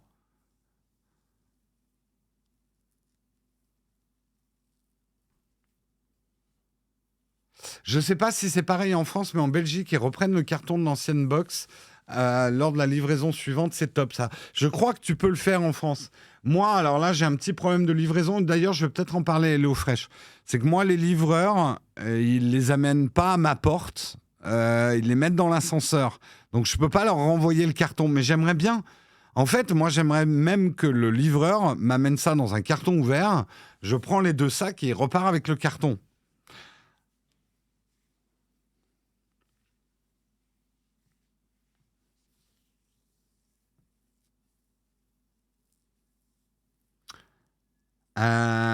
Je vous propose qu'on passe tout de suite au cornfac. Il est déjà 9h32, mais on est vendredi, donc ça va, c'est cool. Samuel, décontracte-toi.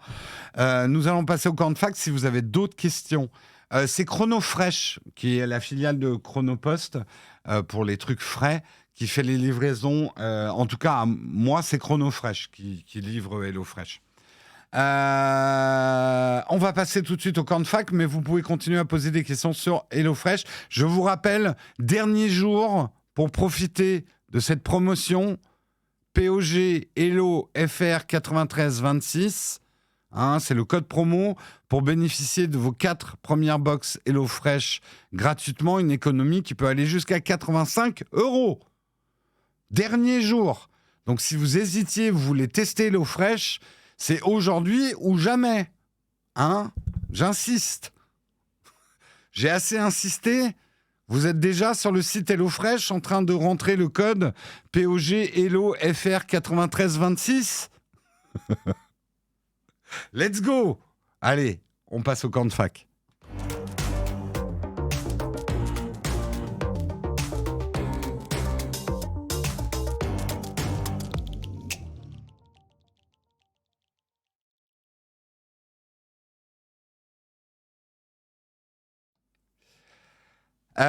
Tu sais pas où rentrer le code, je crois que c'est au moment du paiement. Je voudrais pas dire de bêtises, Itif, mais c'est au moment du paiement.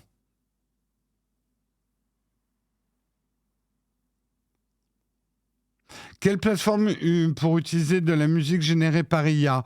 Pour l'instant, je crois pas qu'il y ait de plateforme, mais on trouve déjà pas mal de titres sur YouTube générés par IA.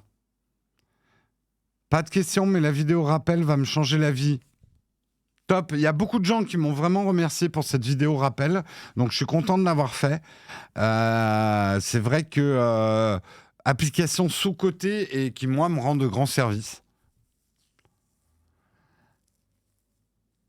Oui, j'ai parlé au tout début, Salsa Bunny d'Apple TV qui rentre dans l'offre Canal dès le 24. J'en ai parlé au début, ouais.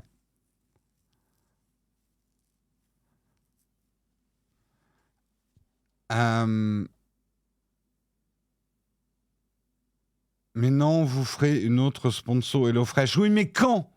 Gigi Vulgaris. Si tu n'en profites pas aujourd'hui, tu ne sais pas de quoi demain est fait.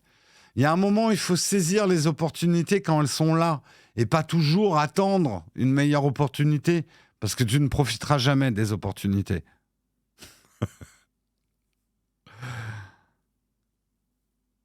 Oui, j'en ai parlé en tout début d'émission, Jess, tu devais dormir.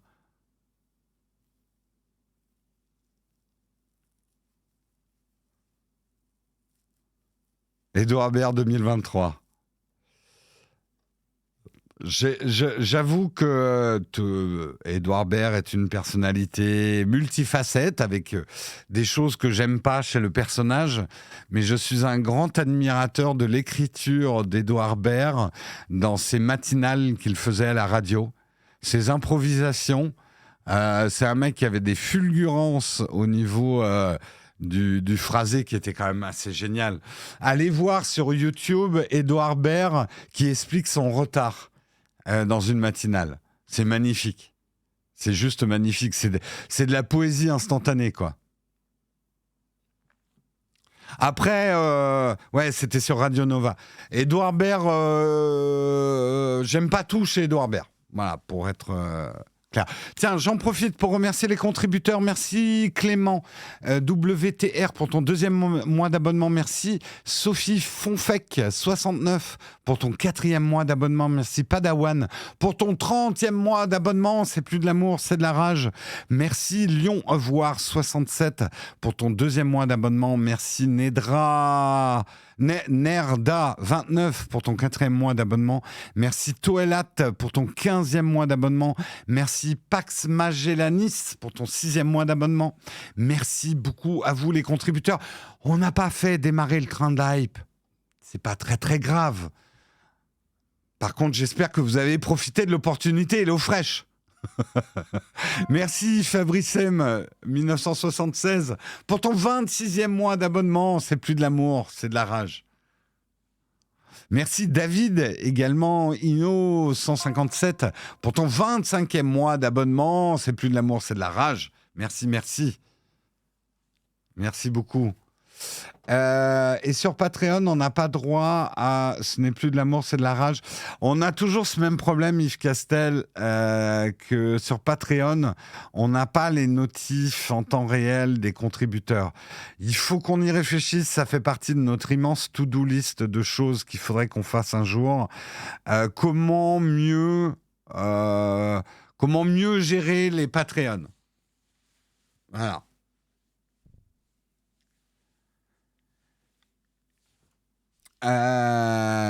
Merci Davino 157 pour ton 25e mois de... Ah bah oui, je me répète. J'ai cliqué sur le lien, mais il ne demande pas de code, du coup, j'hésite. Alors, normalement, si tu as cliqué sur le lien, c'est bon. Normalement. Je sais pas si Léo est dans le chat. Est-ce qu'il a rentré le code quand même s'il a cliqué sur le lien pour HelloFresh?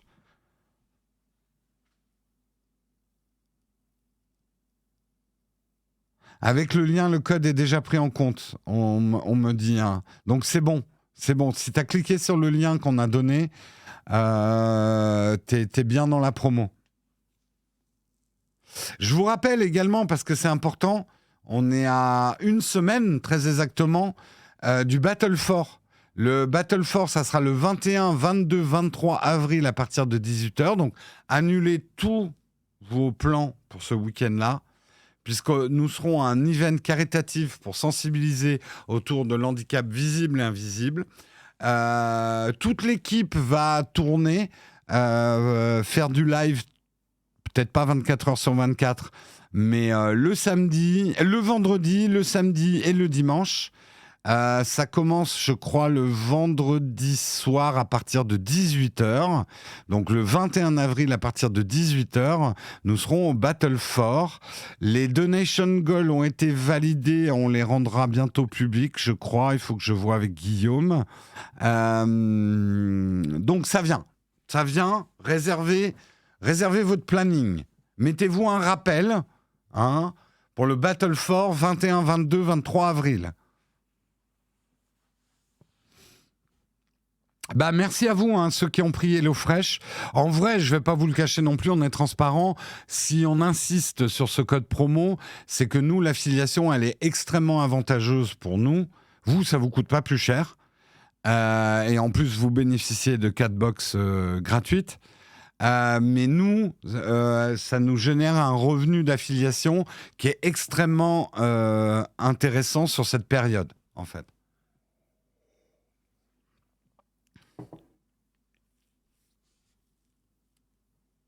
Donc c'est une manière finalement d'aider la chaîne sans nous donner de l'argent directement parce que vous pouvez peut-être pas. Mais si vous voulez tester HelloFresh, si vous le faites maintenant, vous aidez beaucoup la chaîne en fait.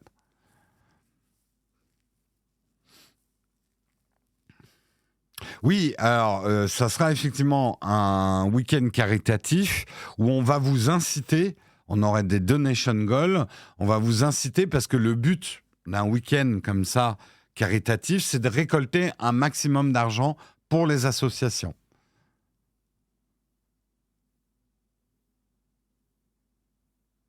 Merci Itif, merci à vous. Si vous y pensiez donc et que vous le faites aujourd'hui, ça aide Nowtech, donc c'est cool pour HelloFresh. Ouais.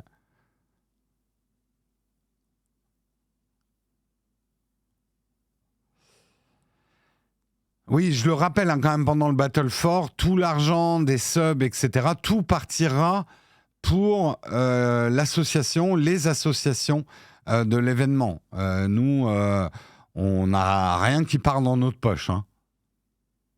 On fait ça vraiment dans un but caritatif. Eh bien, écoute, merci à toi, Swim. C'est toujours gentil de mettre des petits messages. Je sais que je les intercepte pas toujours, mais merci pour ton petit message de soutien. C'est aussi un petit message, une manière de nous soutenir, un petit commentaire dans YouTube, petite phrase agréable. On est des êtres humains.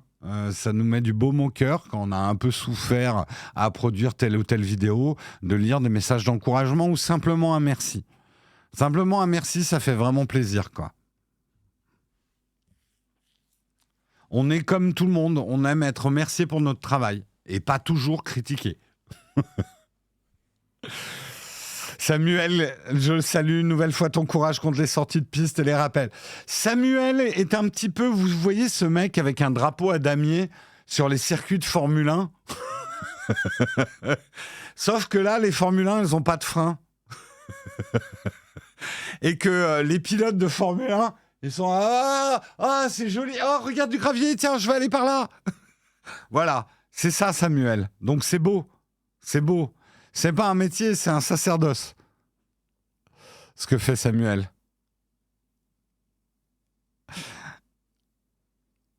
C'est le drapeau rouge. J'y connais rien en nomenclature de drapeau. C'est pas le drapeau à damier. Ok, d'accord. C'est un drapeau rouge. Il est au bout de sa vie, Samuel. Oui, mais attendez. Ne fais pas de Samuel un martyr. Là, c'est de la com organisée. Samuel adore ça. Il adore ça. Il adore ça. C'est un jeu.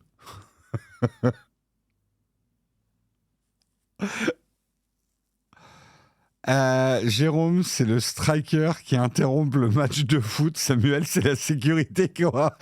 je suis tout nu. Je suis tout nu pendant le match. Samuel, monsieur. C'est un petit peu ça. On est super maltraité comme modo chez Nowtech. Vas-y, Jess, de toute façon, c'est l'ambiance du moment. Faites-moi vos revendications, vos revendications de grève, là. Hein. Allons-y, allons-y. J'en profite pour vous dire que je vous adore tellement. Je garde très peu de subs actifs. Mais un grand merci à toi. Grand merci à toi, Itif. Grand merci à toi.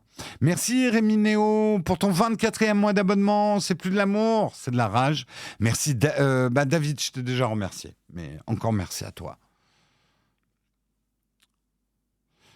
Ça va bien. Alors il y a des gens qui arrivent au moment où on va arrêter. Mais écoutez, bonjour à vous. Bonjour à vous. HelloFresh, c'est fait. Top Tatou. Merci. Merci de tous ceux qui veulent tester HelloFresh de le faire aujourd'hui. C'est vraiment très très cool. Très cool d'utiliser notre code promo ou le lien pour faire votre test d'HelloFresh. Je vous m'en donnerai des nouvelles. Hein.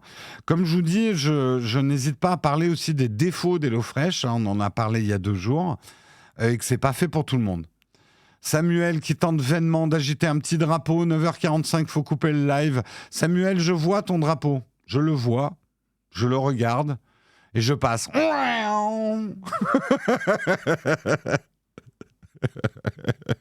Encore un tour. C'est trop bien. Samuel est là. Oh, j'en peux plus. Mais je t'ai souri en passant.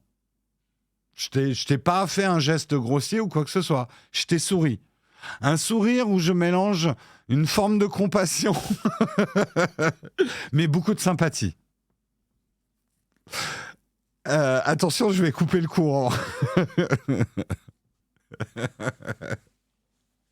Le tour de rab. Bon, non, mais en vrai, il faut qu'on y aille. J'ai des trucs chiants à faire aujourd'hui, c'est pour ça aussi que j'ai pas envie d'arrêter, quoi. J'ai de l'administratif, c'est chiant. Donc je procrastine en fait avec vous. C'est ça le problème. C'est ça le fond du problème. Nowtech, c'était mieux avant. Ah bon ? Bah pas pour moi. Hein. Donc vous pouvez penser ça, mais pas pour moi. Les gens, j'adore les gens qui me disent non mais Nowtech c'était mieux avant, quand t'avais pas de sponsor, quand vous faisiez pas de pub, quand c'était pas commercial. Ben ouais, mais j'ai failli crever de ça. Donc pour moi c'était pas mieux avant quand même.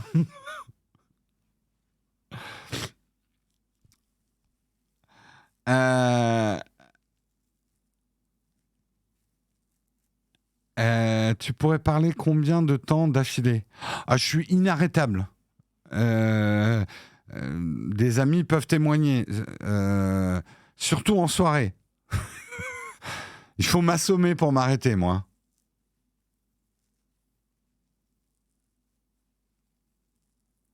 C'est pas une question de pub, c'est une question d'état d'esprit. Non, mais alors, attends, Nolis, je te prends quand même 2 secondes. Je peux tout à fait entendre ça et je le prends absolument pas mal.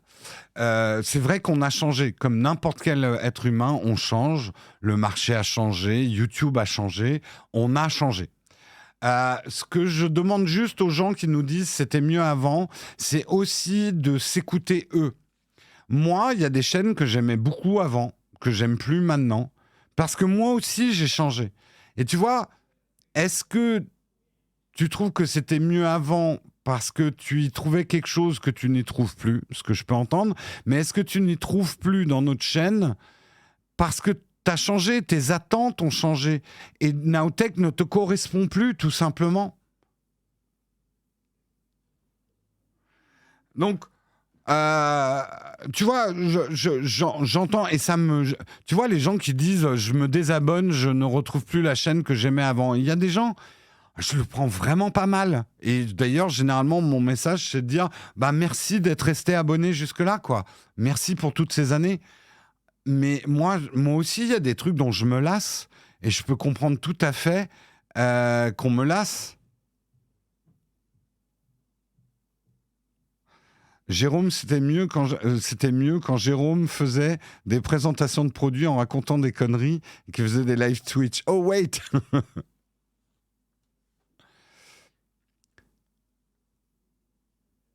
Mais en fait, ce que j'essaie juste de dire, c'est qu'on évolue tous dans ce qu'on aime regarder. Et nous, en tant que créateurs de contenu, on évolue en tant que créateurs de contenu. Je comprends tout à fait qu'il y en a qui parlent, qui trouvent qu'on parle beaucoup trop d'Apple et ça leur va plus. Je peux tout à fait l'entendre et je les comprends tout à fait, par exemple. La structure des nouvelles vignettes qui te repousse, mais j'entends tout à fait, Nolis. Nous, les nouvelles vignettes, c'est vraiment une question de survie. Regarde les vues qu'on faisait il y a 6 mois avec l'ancien type de vignette et les vues qu'on fait aujourd'hui. Donc nous, c'est une question de survie.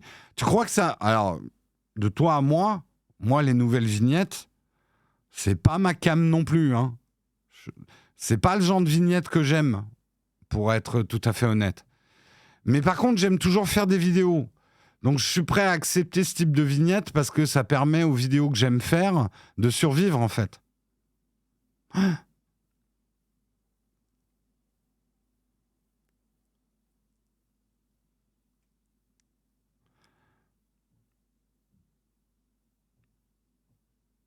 Voilà.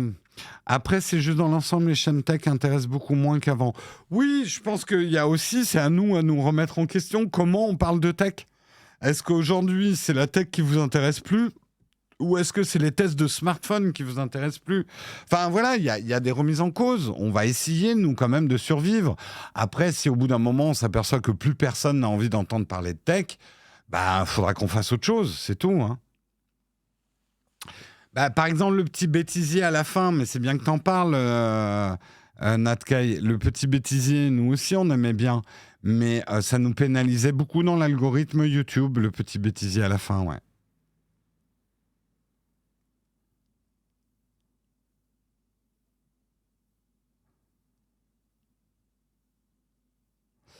Crème liquide ou épaisse pour les carbonara? Toi, t'es le mec qui coupe tes spaghettis en deux avant de les mettre à cuire, non? Hein? C'est toi, Éric Deslandes. Samuel qui est là, il a jeté son drapeau par terre. Il est torse nu, en sueur, et il est là. Non, mais le relancez pas sur les carbonara. On n'arrivera jamais à l'arrêter.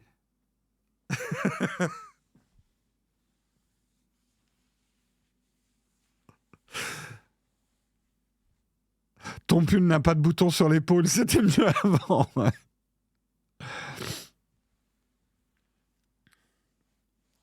9h51, c'est un record. Non, on a déjà dépassé allègrement les 10 heures, hein, je pense.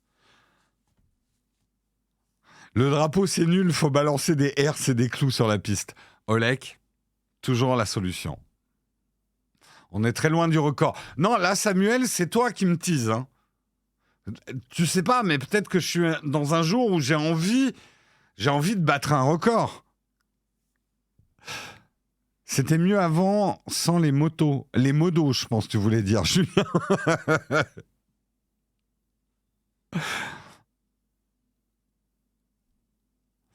Allez, non, mais sur ce, sans déconner, en fait, il faut vraiment que je travaille sur autre chose. J'ai beaucoup de choses à faire et je suis en train de prendre du retard. Le bêtisier qui pénalise, c'est parce que les auditeurs arrêtent la vidéo avant. Oui, en fait, il y avait peu de gens en fait qui regardaient le bêtisier. Ils savaient que c'était la fin de la vidéo, donc ils coupaient. Donc ça faisait une dégringolade dans le watch time de la vidéo. Et l'algorithme de YouTube, aujourd'hui, plaignez-vous à YouTube, hein, c'est de leur faute s'il n'y a pas de bêtisier. L'algorithme de YouTube n'aime pas du tout les chutes violentes du drop time, du watch time sur la durée d'une vidéo. C'est pour ça. Il est très dur, hein, l'algorithme YouTube. Hein, il est impitoyable. Et il nous oblige à transformer notre contenu. C'est clair. Allez, sur ce, on va faire un petit raid. On va faire un petit raid chez...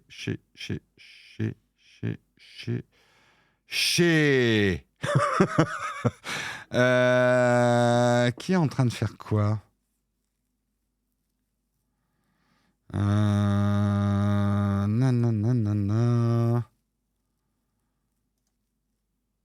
Non. Bon, allez, je vais vous envoyer chez Rivenzi. J'ai l'impression que ça fait longtemps que j'ai pas fait un raid chez Rivenzi. Nous allons faire un petit raid chez Rivenzi. Je vous fais des gros bisous. Je vous souhaite un excellent week-end et je vous retrouve lundi. Ciao tout le monde. Bye bye.